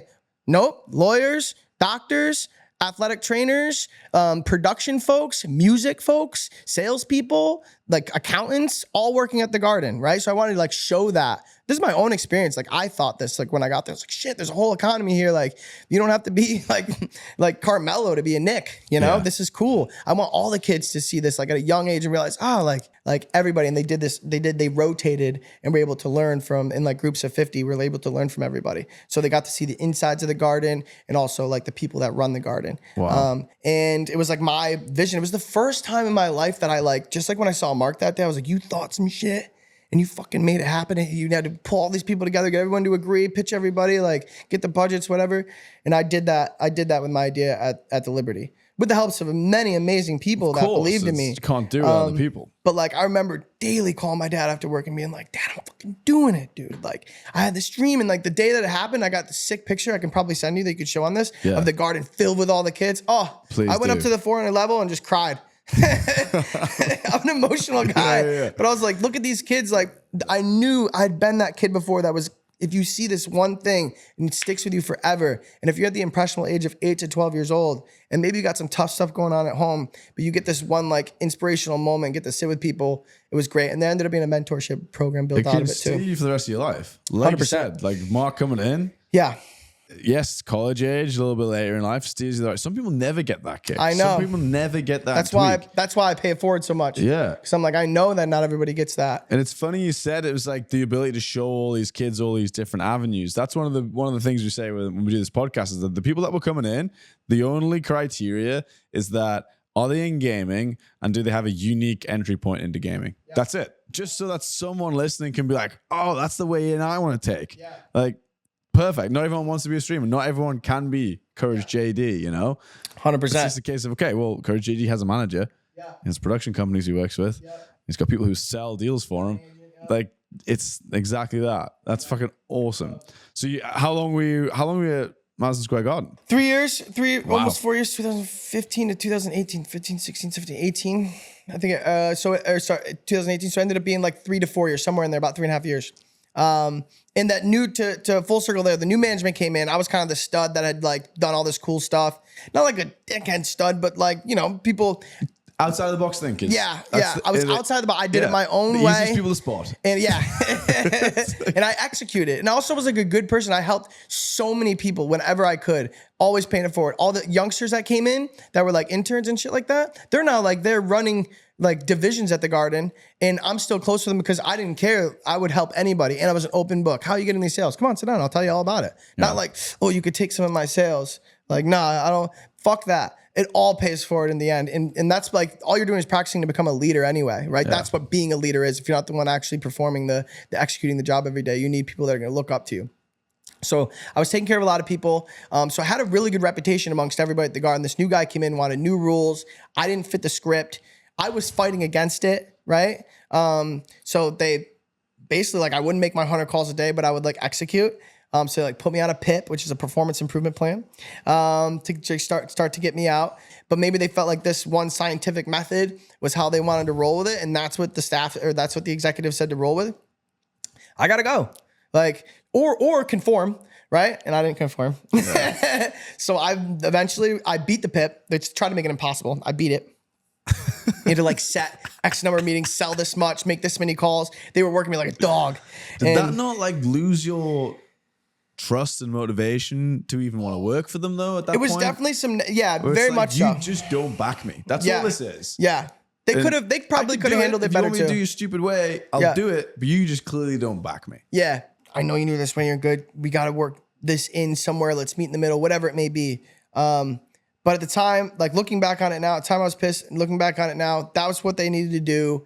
And if I wasn't fitting the script, then I had to go or conform. So I decided to beat the PIP. I didn't want to go out because of the PIP. So I beat the PIP, got through that. And then right after I got through the PIP, I was like, okay, now I'm letting you guys know that I'm leaving. And they were like, what? You're going to leave? You like did the... Yeah. And I was like, yeah, I'm going to go in a different direction. I didn't have any job. Bad idea. Don't do that. It worked out for me on this time.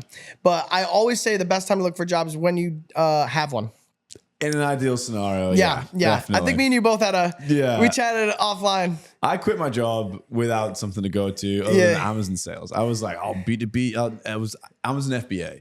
Okay. Like, I'm going to go to Costco every day and buy fucking $5,000. I know what you're talking about. Yeah, that's it. Yep. That's a grind too. I did a little bit of that after this, bro. Yeah. It's so funny, dude. That's actually something we have in common. That was like a good bridge, dude. I used to sell this thing called magic ears, and they Okay. were like things that would clip on the back of like older ladies' ears if they like for years were wearing them, and they would kind of go down. They droop a little bit, like your grandma. Sometimes they droop. And it would bring them back up? fix them back up, and you would click to the back. They sold like crazy. I actually did okay with that business. Yeah, where'd you sell them? Just like I was drop shipping them from Drop shipping. Alibaba. Is it Alibaba? Yeah, Alibaba. Yeah, Alibaba. And I set up a little site on Amazon. And like set up a little Padula LLC. That's fucking awesome. And I remember ripping sales all across the United States to that. I made like a couple $1,000 on it. Yeah. That was just my time in between while I was looking for jobs, just staying lucrative. busy, learning shit. There was like a software you'd use that would pinpoint certain products that were Jungle Scout. fucking nailed it. Give me some love. Yes, dude. Jungle Scout, bro. I used Jungle Scout. I was on Jungle Scout, dude. Going hard, Dude, bro. I was doing the same. Yo, I was so going funny. through Costco I had Jungle You had the Scout scanner? and the scanner. Shut up. And I'd scan them and be like, all right, okay. So where's this at? $10 here. Yeah. I can sell them for 35. The fees of this. I'll take them all. Yeah, I'll take them all. What's the sales rank? What's the sales rank? like a sales rack of rank that. shit. Fuck. Do Amazon sell them? Yeah, fuck. Yeah. It was like little check boxes. Yeah, you had to go all the way down. And then if it passed all the things, it'd be like, dude, and this magic box was one.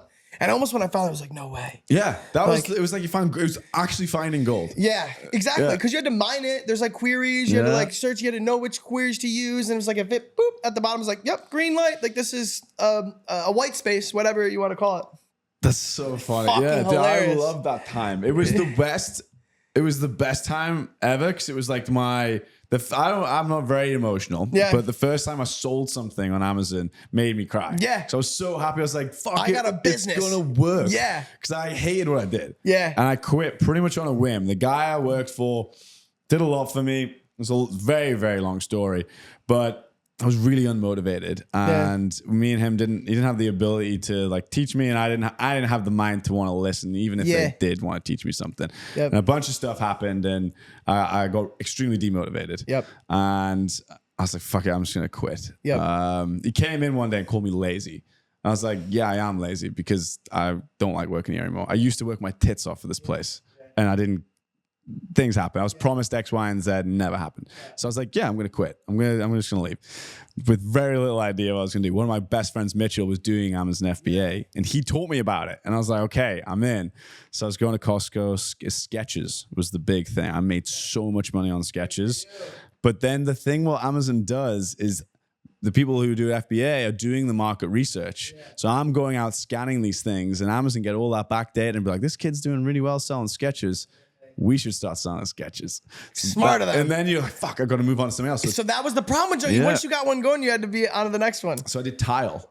Okay. Tiles like the find your shit tile? Exactly. It was before an I know AirTag. exactly what you're talking about. So, yeah, I had one. Yeah. And I remember the guy at Costco, back to the networking, like you said, it's like good to have these relationships with people. I was going to the same Costco every day. And he's like, why are you buying every pair of sketches that we have? And I was like, I'll tell you. And he's like, oh, that's cool. Why don't I help you? And he would like always help me with products and be like, what about this? What about this? And I'd always like scan it. Doesn't work. Like, yeah, but it's a really nice product. I was like, yeah, but the data. Yeah, it's a data thing. It either works or it doesn't. Jungle says no. And he was, literally. But he was lovely. And I remember I got these tiles. I found them. I was like, okay, they're tiny. So you could ship fucking loads of them in like one box. I was like, this is like, that's true. It's like £20 per one of these. And they're only going to cost me £16. Like, I was like, this is a lot of margin. Yeah.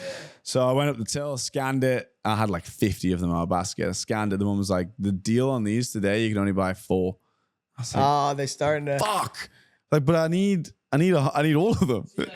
So I went into the back. I actually went to the manager's office in this Costco, knocked on the door, and I was like, is such and such here? And they're like, who the fuck are you? And I was like, I don't know, just is he here? And he came around the I'm corner. Mickey, He's but like, what's hey, about? how's it going? I was like, look, there's these tiles, and I want to buy every single one you have in stock. He's like, I don't know if I can do that. Went away, came back 5 minutes later. He's like, you can have them. Fucking have them. So that got me another month. Good for you. Worth What of a salary. point for the listeners of like, don't always take fucking no for, you know what I mean? Like, you know what, let me. What's the worst that's going to happen? They're gonna tell me to You're go going to fuck knock on the myself. office. They're going to tell you to fuck off. That kid's weird. Yeah, That's it. Whatever. Never see them again. Yeah. So I did that, but then I didn't do my finances very well when I was doing this whole endeavor. Sketches and tiles got me through a good few months, but this was from April to October when I did this in this particular year. And I got to October and I was like, end of year, I should probably do a little bit of taxes stuff. I should probably figure this out. And I lent £15,000. I was going to go to a bank. And I had a loan ready from the bank. And I just thought, I'll be courteous. I'll tell my parents what I'm doing with my life. It's like, I'm going to borrow £15,000 in the bank. My dad was like, what are you fucking doing? Like, why? What? Yeah. Told him, he was like, I'll give you the money and you pay me back instead of the bank. Same terms. Better interest. Same terms, no interest. Okay. Good. So he's like, same terms, no interest. I was like, are you sure? He's like, yes, absolutely. I was like, I wish he'd never done that in hindsight, but I'm very grateful that he did. I would have owed the bank a lot of money.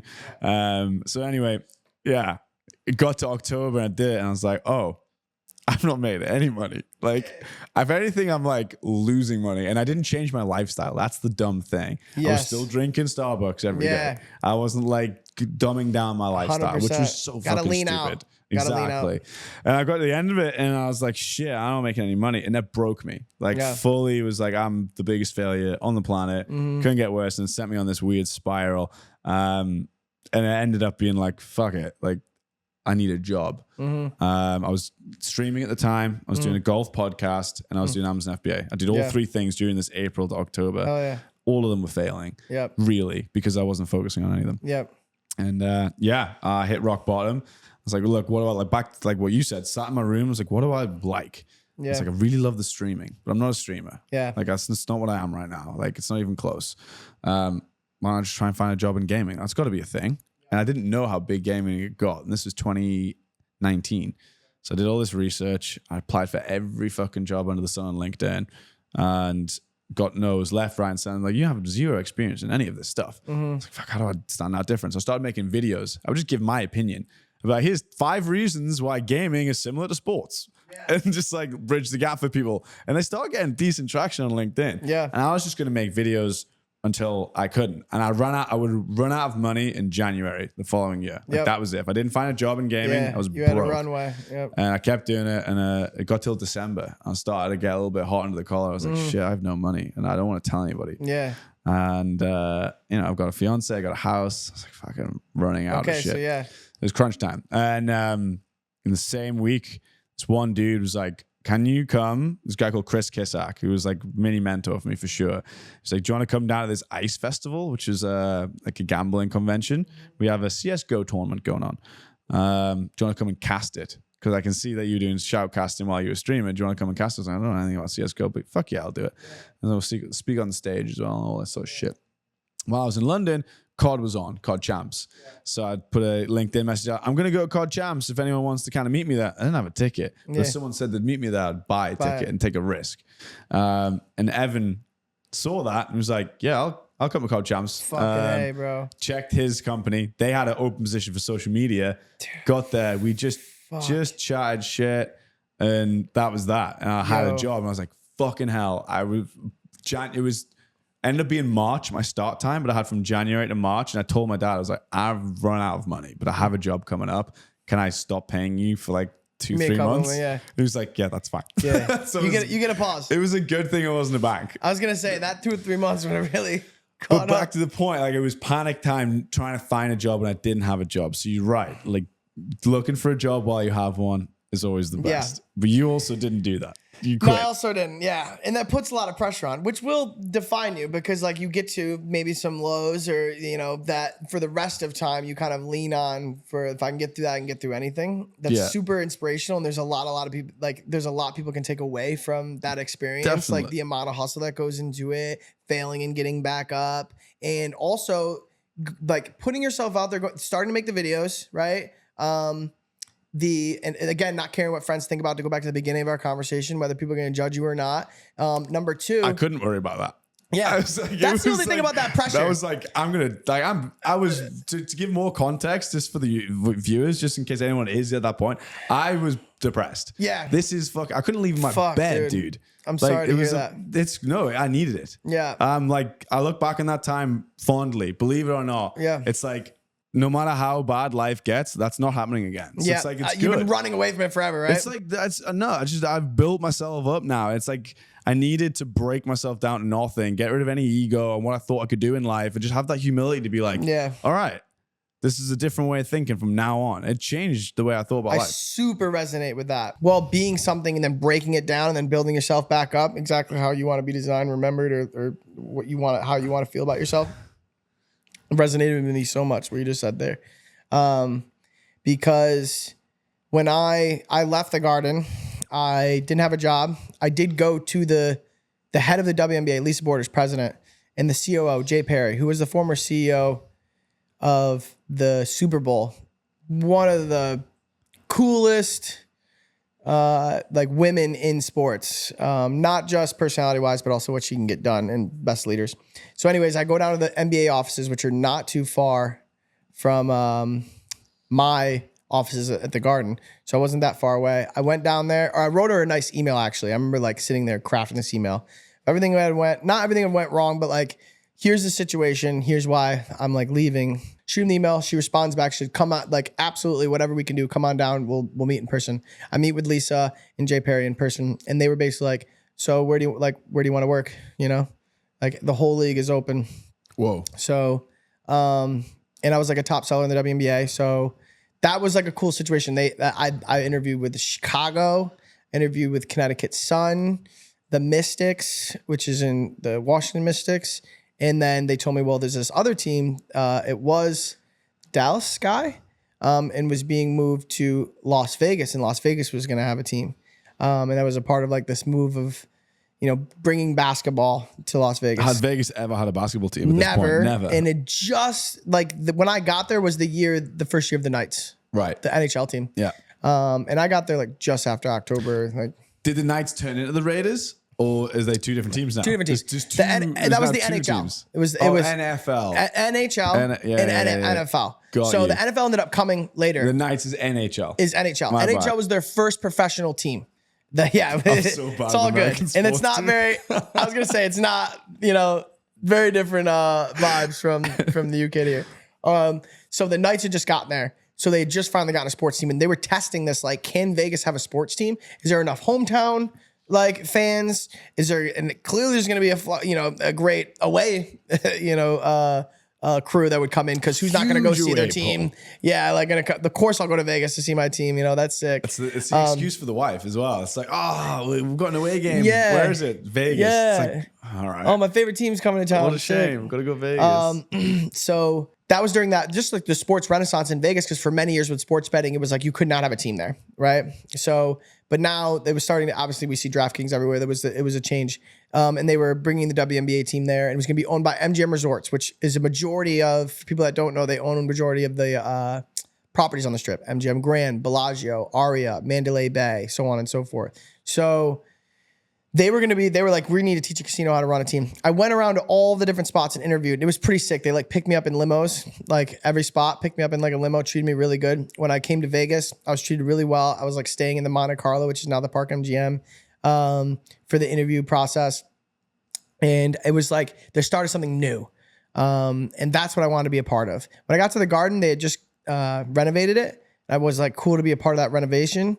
And the new birth of the new Garden. And I was really excited to be a part of the new birth of this new team. So I joined the Las Vegas Aces, but by way of that, I was joining MGM. Yeah. So I was just on the basketball project. So I worked for MGM. After a few months there and launching the team, which is an amazing experience, starting it from the ground up, I was doing marketing partnerships. I was doing ticket sales, everything. And just working with the marketing team, how, the identity of the WNBA, what works, what doesn't work, with what I knew. And then I was poached internally to manage corporate partnerships for all of the sports and entertainment division. And that's when gaming starts to leak into what I'm doing. Now, when I was at the Garden, there was a League of Legends Worlds there. And I remember being holy shit, this is insane how many people are here, how quickly it sold out. the fanatical fandom of fans around the Garden, go for lunch and to see, you know, the cosplay, everything. So I knew gaming was this big thing that was going to be coming. When you were telling me about the Worlds, actually, was there like a weird record or something that on ticket sales? I remember word around the office. I didn't check this myself, but people were telling me from the ticket folks that it was the fastest event to sell out in Garden history. So like from the moment it was online to buy tickets there for the event, it was, you know, I don't remember exactly what was quoted, but alongside all these other major events inside and outside of sports that were held at the Garden, it was the quickest to I bet that to turns sell so out. many heads to be like, wait, gaming event 100%. is just sold out. That's when quicker we than started anything taking else? gaming seriously at the Garden. We brought CLG in eventually. We had a whole gaming department. We were part of like the Knicks 2K league. People started taking it really seriously after that. I remember that being a big deal. We were like, okay, this is a big part of the future of sports and entertainment. So already had an eye into your career, and then when you got to Vegas, like you said, Vegas is anything that's popping. Vegas takes in, turns it around, puts it on spin. 100%. As a part of being with the corporate partnerships division, sports and entertainment, we took on categories. I had like football, basketball, and gaming was one of them. We had the HyperX Arena, which we had some events at, which was really cool. And Was that built before you got there? Yeah. Or was it in the before local? I got there, was really like launching about the time I got there. I remember when I like landed in Vegas, this side of the Luxor had the huge HyperX on it. So they were definitely pushing it big. I don't know exactly how, when it had launched prior to me getting there. But I remember it was a focal point having the arena there, but also like how we're going to attack gaming. And we were looking at it from many angles. I'd worked with Lavelle, who was like in charge of like gaming and gaming. He ended up moving on. And we ended up not doing much in the gaming space because they like I remember one of the ideas was like, let's do Call of Duty slot machines. I can't see Activision loving that. No, they did not love that. We loved it on our end. But we wanted to figure out how to infuse gaming into gaming, right? Yeah. That was like something we would always talk about. How are we going to bring gaming to gaming? And that was like the only, I guess, not that creative way of doing it. But, you know, they had taken IP like Monopoly and, you know, Wheel of Fortune and successfully created like, you know, these slot machines. They wanted to use the IP of Call of Duty to do the same thing. However, there was, you know, a lot of issues that with like being like a children's game, and many, you know, a lot of kids playing it and all that good jazz. But, you know, you could say that for a lot of them, but so it ended up not working out. But that's some of the stuff that we were stirring up. I remember even talking to Optic at the time and learning about Optic while I was there, and seeing like, hey, we wanted to put on an event specifically. We'd done like stuff with the different events we did have with like Red Bull and Monster, depending on what the event was. One of the cool things that I was excited to work on the team for was bringing 2K to Summer League. Yeah. NBA 2K. And we did a bunch of events with the players that now are like actually used a lot. Like if you saw, I believe Bronny, who was just at Summer League, like did a Call of Duty thing and he like won. All the players did like a, I guess a tournament and he They won. got like pro-ams going. We were now, starting that back in the day with like NBA 2K. So we would have cool lived events. with swag for a while. For a while, yeah. Yeah, So up in the Palisades. which is pretty badass. Yeah, that's pretty cool. And But also speaks to gaming being so culturally relevant and like being a part of pop culture. well, they all play. Yeah. I always use the term they're closet gamers. They just don't shout about it. Like a lot of these people, like LeBron. We were shooting for college football. The new college football game that's just come out. And we were shooting a lot of the launch content for them. And while we were in Vegas shooting for the Big 12, they were in town, did a whole media conference, and we got to do the college football. It was fucking awesome. We got to show So college fucking cool. kids themselves playing in the game for the first time. Like dream come it true. was amazing. They were That's the type of losing moment I was talking about their earlier shit. where you're like you want to create that moment for them and be there. Yeah, that's And we got a dope. call of our contact EA, and he was like, can we do like an additional shoot on the Monday when we get into town? We were like, yeah, what's up? He's like, LeBron wants to play the game and we need to record it. We're in this suite in the Bellagio, and me and the rest of the crew had to be in one of the bedrooms when LeBron came in. So for the whole thing, we were told it was like 40 minutes. He was going to play for 40 minutes and then dip. 2.5 hours. You got into it. He's loving and you're it. stuffed in a Screaming it. And we're in this bedroom with no food, no water. We were held hostage. We were essentially held hostage by LeBron James. I guess that's kind of a cool like icebreaker story. I've been held hostage in a hotel room by LeBron James's crew. Damn, that's a crazy story. Yeah, but you're right. Like there's a crossover between sports and gaming. So much. Yeah. So and much. they're competitors. That's what it comes down to. Yeah. These are extreme competitors. The difference between someone who's really athletic and a professional is how fucking competitive they are. We talk about like the mama mentality of Kobe, rest in peace. But that guy was a straight competitor. He didn't want to lose at anything. Michael Jordan now like has like gambling. He don't want to lose at nothing. Every time they used to tell the stories, if we all seen The Last Dance, he want to play card games. He want to play anything, right?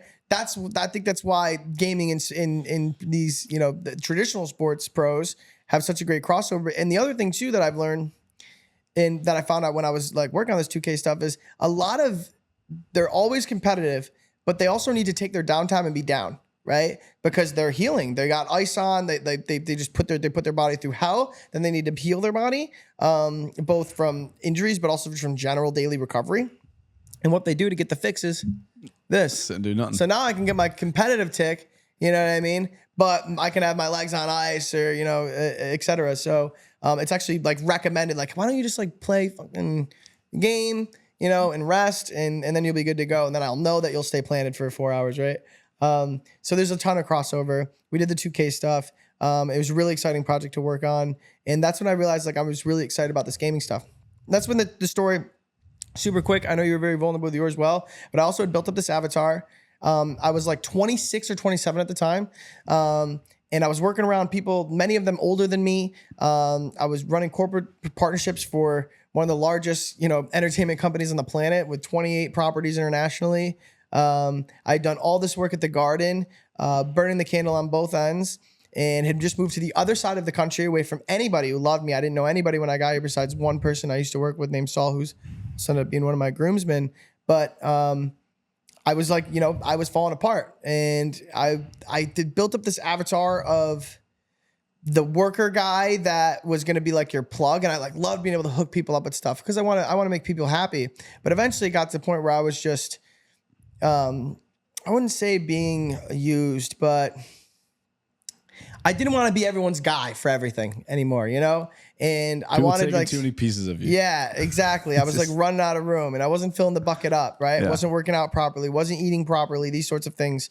And so I got depressed. And I also was, my whole life, I would like write songs. I was a songwriter, but I was a closet songwriter. I never told anybody about it. I was very vulnerable. Again, go back to the beginning of this call. I'm not afraid of what people are going to think about me. And so I like woke up one day and was like, and I told my now wife, who's a girlfriend at the time, God bless her, when all of this, none of this happens without her. She's been with me throughout this whole story. Lizzie, my wife, who I met in college, it was, you know, would come stay with me at Mark's and like come to the city when I got us an apartment and then moved out to Las Vegas. Like once I moved out to Las Vegas, following my dreams.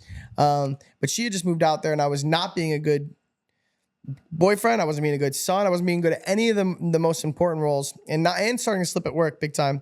And I just like woke up one day and was like, I remember calling Mark and telling him this too. I was like, I'm a songwriter and I'm going to like write songs. I'm going to take it very seriously.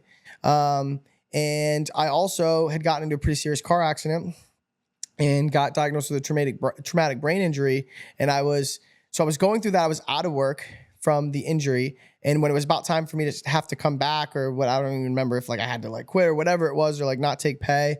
I just decided to like quit altogether. Plus the doctor had said, you know, you really can't be working right now. So I was in a really dark place. Like my work had gotten taken from me in many ways. I wasn't happy with it anyway.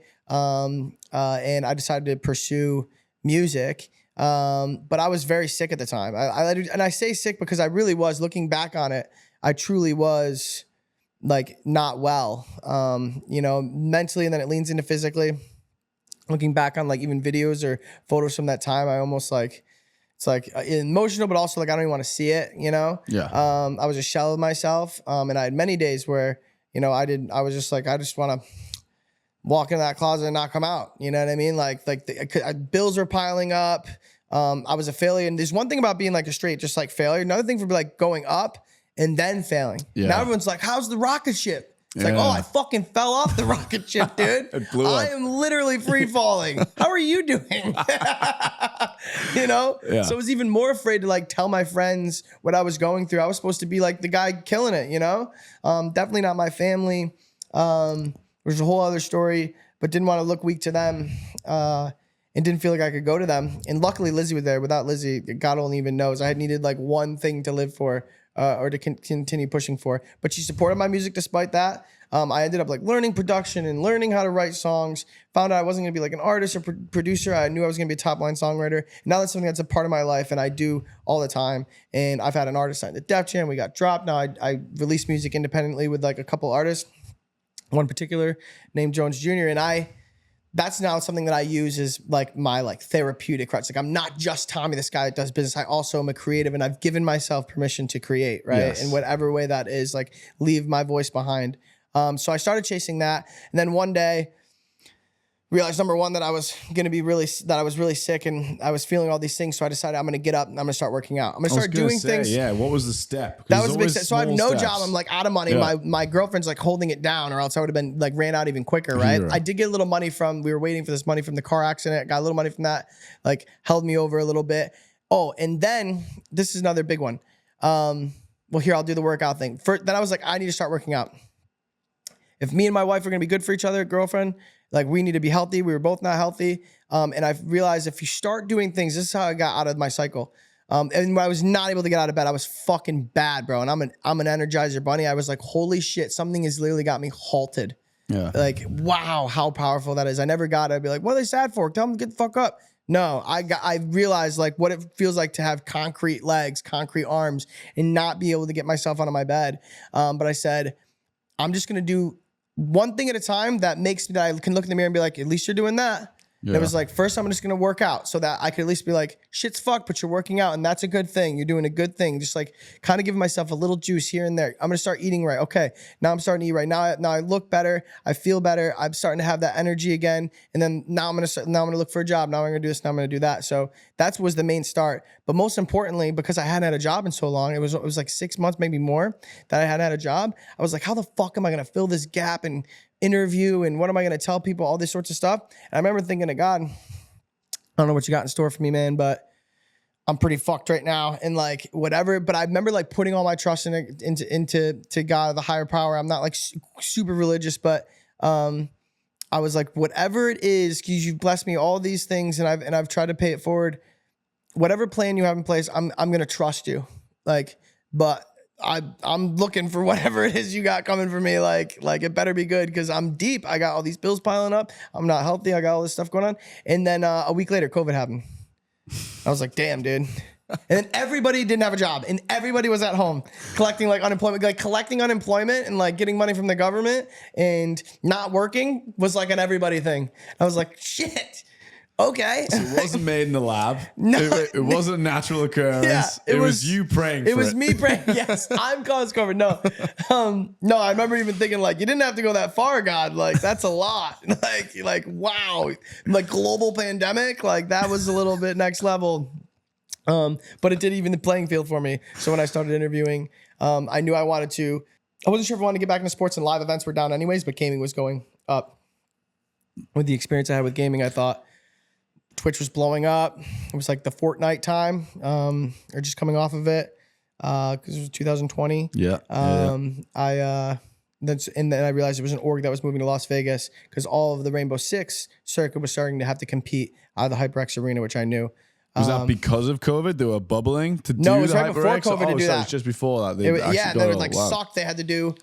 They were not able to do it at first, and then they were able to do it, but it was like all these restrictions. They wanted to have like live crowds. It was like no live crowds. This whole thing. But that's when I joined Dark Zero. So I interviewed with them and was given the job. And shout out to Zach Matula and Rob Stamey and that crew there. Rob since moved on, works at G2 now, runs their esports. But they gave me like a shot when I needed it so bad, and I would have done anything. Yeah. Right at that point, you know, I played it off cool in the interview, but I would have done anything. And then that was how I got into esports. And so that's where I started with Dark Zero. Did some partnerships for him. Did some stuff with Aim Lab. I did a partnership with Resorts World, which is a big resort on the Strip that was brand new. So we did a couple cool deals, and that's when the owner came down the stairs. I remember at the house we had a really cool gaming house, which was like one of the reasons why I wanted to join. But he came down and was like, "Have you ever thought about starting your own agency?" I was like, "No." I haven't actually. If you only knew what I've been going through, just the like, job. I'm just finally getting like my, but taking like a tons of risk. I'm not sure what it'll look like, But at the same time, I was so afraid because I was like, what if it just fails and sucks? And I'm like, oh yeah, so this last thing I did like failed, I blew it. It's so important to build a career and it'd be like this ladder, which never ends up being right. You know, not perfectly anyway. Even if it looks perfect on your LinkedIn, there's always like these stories. But I took the leap with Good Day. And that's when I got the DG stuff going. And we did some other really cool deals as well. The DG one is the one we're most proud of. And I did that within like 8 months of starting it is when that got going. Whoa. So, and now it's been like 3 years. That's insane. And it's funny though, because throughout everything you've been telling me, it's very clear to me, like you are, like I said before, a wartime general. As someone who can operate in the most insane times and keep a cool head and move forward. And that's, people are very different, but I always admire that in people. Yeah. The ability to be like down and out, but still get back up. Yeah. It's like the Tyson Fury meme. No doubt. You've seen it? Like he's fully knocked out. In the fight with Wilder, and he gets back up. And he's like, all right, that was good. Good hit. Yeah. But I'm still here. Like, so still swinging. No doubt. There's going to be those moments. And listen, it's not all pretty. It can sound like pretty for the podcast, but there were days where I couldn't get out of bed, days where I wouldn't be able to sleep all night, just stressing. That's when I was telling you, like, this is back the day before a lot of the controversial stuff, but I started listening to Jordan Peterson. Yeah. And it was like really just him telling me, like, take responsibility for yourself. If you're not going to do it for you, you owe it for your sister, your brothers, your father, for society. Like, you need to take, like, on the responsibility of existence. Yeah. And lean into it. Lean into the work. Another thing that I took out of it is like leaning into the work. Definitely. Instead of falling back on it. And I think on his 12 rules, the rule that he has speaks a lot to the time when you fell onto that negative path, was a sense of you were giving everybody, you're a people pleaser. Yeah. You're trying to please everybody, but one of his rules is look after yourself as if you're responsible for yourself. Yes. Beautiful. And it's like, put yourself first. Like I would be the same. It's like, I'll give everyone the best advice, but then I'm still drinking shit. Yeah, I'm not working out. I'm not reading. I'm not trying to learn. Exactly. Not taking yoga, not stretching.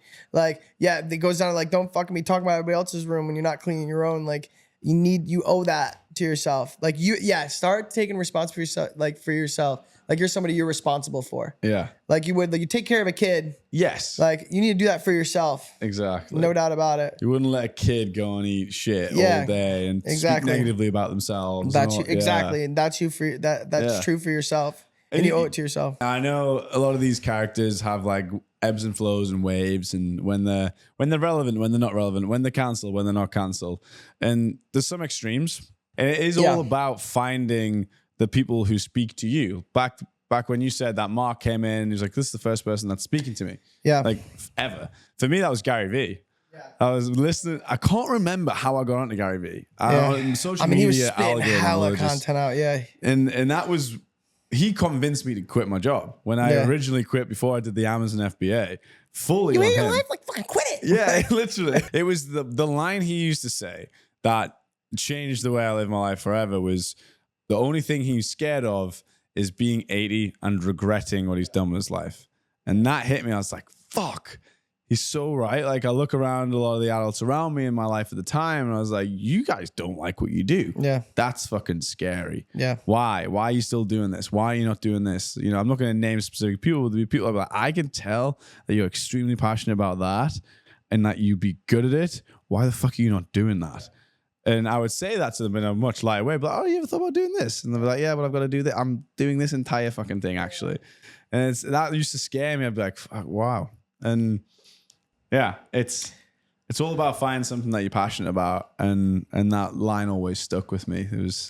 It's so true. Obviously, like I would recommend, like I said, looking for a job. Like sometimes that pressure made me, but I also like naturally would like if my son was sitting here, I'd be like, you probably like, you don't have to go all the way to the dark depths, but hey, it's your choice. But I would always say like, look for a job while you have one, etc. And try to be as responsible as you can for it. But at the same time, if that does come at the cost of you never having to take that risk and taking that leap, then you got to do what you got to do. And that same regret like carries me as well. Like I want to make sure no matter what the fuck happens, like when I come to and realize like, oh shit, I'm like dead and like God, whatever, like God's, this is my version of it, but You know, like God's like, okay, you know, you're dead and like you're coming this way. Like I want to be like, did you see that shit back there? Like, dude, you were with me the whole ride. Like, I was fucking getting after, wasn't I? Like, I was really risking it. You know what I mean? I was really trying to be my true self. And if I can't say that on my way out, whether I'm young, or middle-aged, or I'm old as shit, I want to look back and be like, yo, you seen me though. Yeah. Like, I really was trying to, even if I failed at this, or never like came up short here, or made myself, humiliated myself, you saw me really getting after it though. And I think that what people don't realize is how much that resonates with people. Yeah. Like you might be for that one like crabby person that's gonna like be kind of preying on your downfall, give you shit for like your failures. But there's someone that is just like, fuck, he's going for it. Why am I not going for it? You know? And that's infectious. And I want to make sure like no matter what, like that's how I feel on my way out. It's Definitely. Like, holy shit, I was doing music. I'm launching a clothing brand with my friends right now. We're in stealth mode. It's gonna be called In Gray. And because I've been working with all these clothing brands, one of them 545, I also rep as well. That's the hat that I'm wearing. Actually, I think I'm wearing all 545. I love it so fucking much. They did the pants, the shirt, and they even sent me this necklace from 2J's. But I love that necklace. Yeah, the fucking 2J's fire. But they're inspiring me to like create because I could see that they are super passionate about this. I met them at a runway show in actually, I met them here in Cali with Francesco, and then I hung out with them in Milan, which is a whole other story I'll tell you offline. But fucking incredible, and I could tell that they're loving and they're creating these things, right? And I want to launch a clothing brand too. I've been writing music and putting out music now. I have my own agency that I'm running, and I love that. I'm like loving. Like of course I could look back, even if 20 years from now I'm like in the attic with my like kids and they like pull up a pair of like corduroy like cargos, be like, what the fuck are these 40 pairs? Like, dude, I'm so glad you found. I was trying to launch a clothing brand, you know? And like, even if it's like, oh no, my dad's not this like incredible pioneer of like fashion, you know? They're just gonna be like, fuck, dad tried to start a clothing brand, dude. Fuck. Yeah. Good for like the inspiration behind it. He fucking went for it. And I'm gonna be able to tell him, like, yeah, so we got these samples and we work with these manufacturers, and then this happened and blah, blah, blah. And then, you know, whatever it may be, however the story finishes. But I at least want to be able to be like, yeah, no, I made those. I made those. I designed, like, I was thinking about those, you know? And I created those with my boys. That's so good. This is a good story that my dad told me. And my dad was very supportive when I was doing all this shit. My mom, love my mom, less so. For a lot of the time when I was doing this, I remember specifically, and this it was a tough one to hear, but she would say to me, when are you gonna get a real job? Oh. I was like, no, I'm like, I am trying my hardest to do something I love, and I just want to be happy. She didn't know all the stuff I'd gone through. And I was like, from that moment, I was like, I just want to be happy. Is that too much to ask? Yeah. And I remember my mom would always be like, when are you going to get serious? When are you going to get a real job? When are you like, going to get so serious? Fucking dumb. Oh, I'm fucking serious. And I'd be like, I'm pretty serious about this. You don't get it. Yeah. But my dad would always be like, do whatever you want. Like, he got it. Yeah. And when he was younger, he told me a story because there's elements of what he maybe didn't do. My dad's father was a newsagent, and he had like a corner shop, so he'd sell newspapers, and was very, very frugal with his money. He owned his first business when he was 14 years old.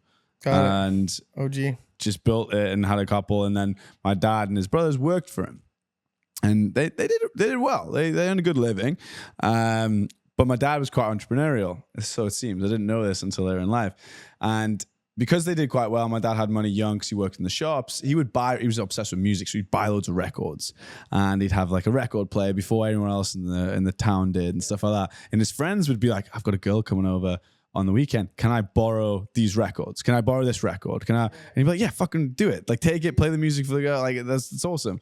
And then he was like, he went to his dad and he's like, Dad, loads of my friends want to borrow my records.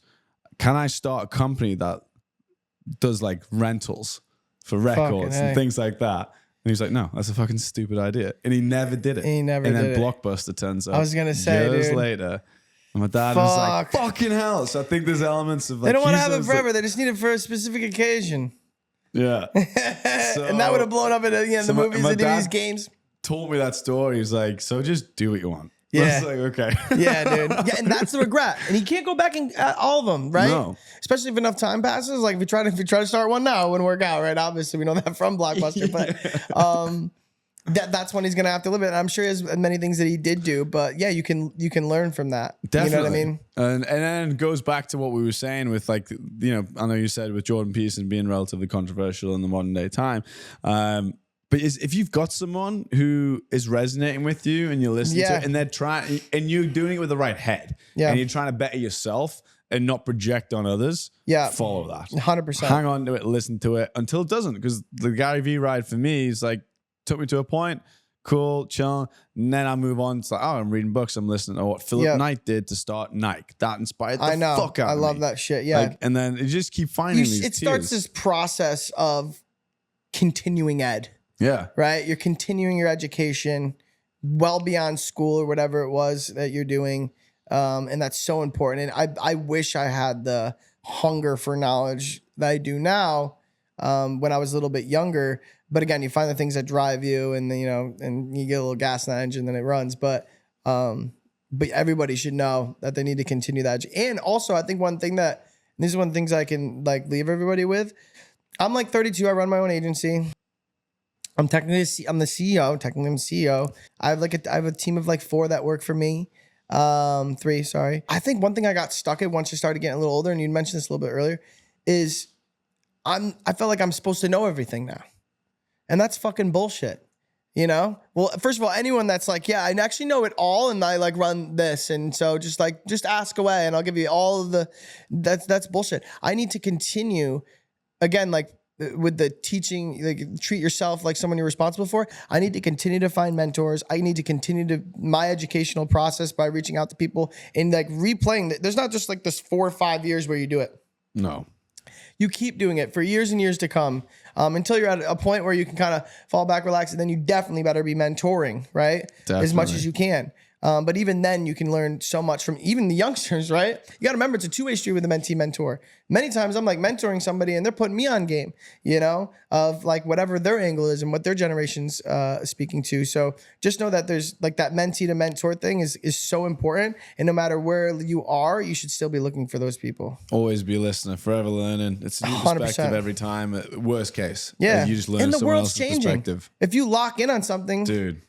Fucking 6 months later, you better tap back in and see where it's at because things change. Yeah. You know, and you need to evolve in order to stay ahead. And as you say, though, like you say, oh, now that you're CEO, it's a case of like, oh, I'm going to slow down. And it's good for you to recognize, like, no, I need to keep learning. I think, if anything, when you're in those positions, it's more important than ever to keep learning because you're now responsible for everybody below you. 100%.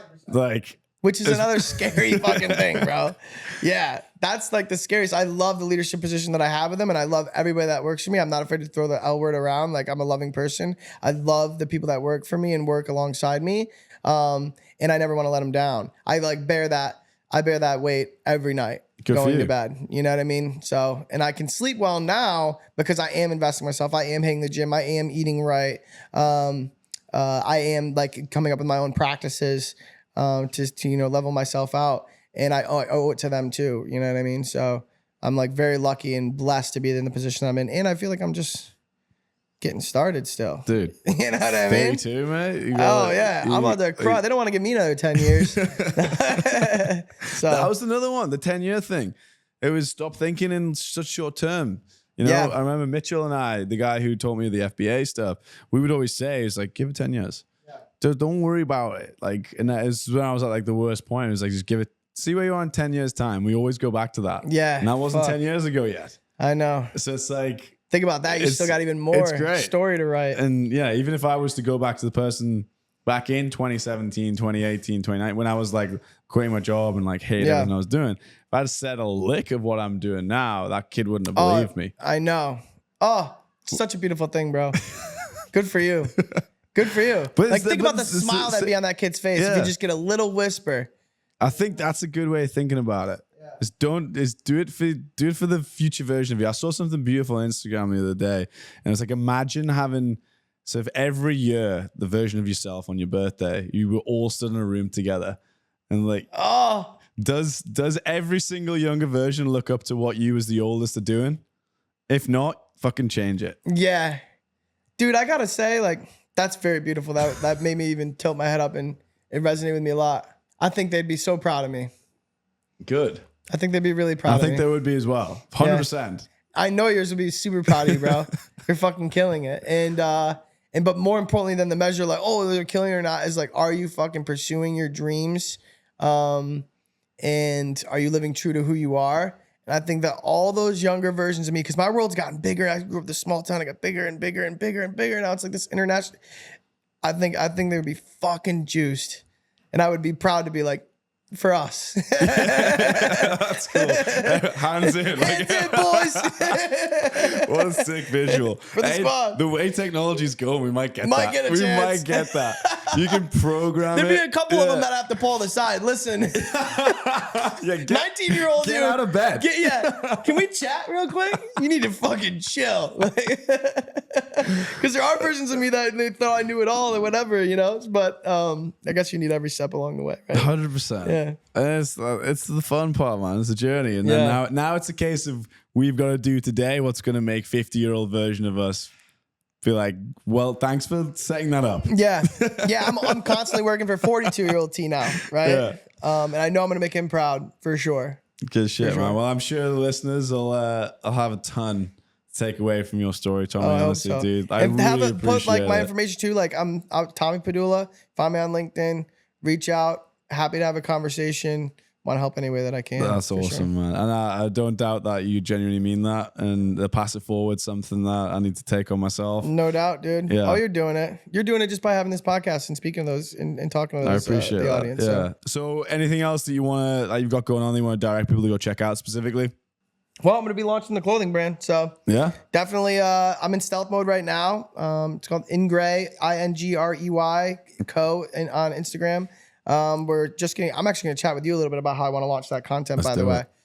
I'm glad that I just thought of that. Cause I'm in this like over analysis of like how we're going to launch it when really I just need to get going. But I'm launching with a few of my buddies. It's going to be like a men's streetwear brand, like blending sport and like workwear. And I'm just like giving myself permission to create there. And I've got music out with this artist called Jones Jr. And we got some cool stuff we're cooking up with Good Day that I can't speak to quite yet. But maybe next time I'm on, we'll be talking about that. Definitely. Collaboration. Jones Jr., total finish. I have a tattoo of a guy called Jones Jr. Where is it? No fucking way. Yeah, different Jones Jr. Very different. Where is he? Is he up there? J Jr.? No way. Stands for Jones Jr. No shit. I was in Dallas shooting with Optic, and it's on one of our vlogs. This is episode 3 of the Millhouse vlogs. Okay. We were playing with a drone to get some shots for a show we were doing. And Jones Jr. comes up to us, as a homeless gentleman, going through Dallas with this bunch of signs in his bucket and everything. And he came and started chatting to us. Yeah. And he was like, there's a fucking load of drones. There's 100 of these things over there. And we were like, oh, this guy must be on crack. Yeah. Like, nah. And then he was like, this guy's too coherent. So we were like, okay, cool. What do you got? What do you got to say? Learn a little bit about him. His name is Jones Jr. He makes loads of signs. And I was on the way to get this tattoo afterwards. Yeah. And we had such a cool little interaction with him. I was like, can you just we're gonna label this tattoo? Yeah. It's Jones Jr. The J Jr. tat. So Dude, that's incredible. That's so dumb. That's wild, bro. I love it. But yeah, he was a cool guy. I'll show you the content. You'll love the content. Now that I've told you that, you're gonna be like, what the fuck? This is insane. But no, I'd love to check it out. Mine is Jones Jr. with 2 R's, just as a heads up. But yeah, putting out music with him, clothing line. I'll check it Good out. Day, next steps, and continuing to dream, dude. Continuing Always, to dream. forever dreaming. Thanks for having me, brother. Thank you for doing it. Honestly, I really appreciate you flying in from Vegas for this dude. and another meeting. This 100%. It's a good effort. Just Until to next start. time. Until next time, brother. Thanks, right. dude. Close it out. That was sick. Good shit. That was a very, very good episode.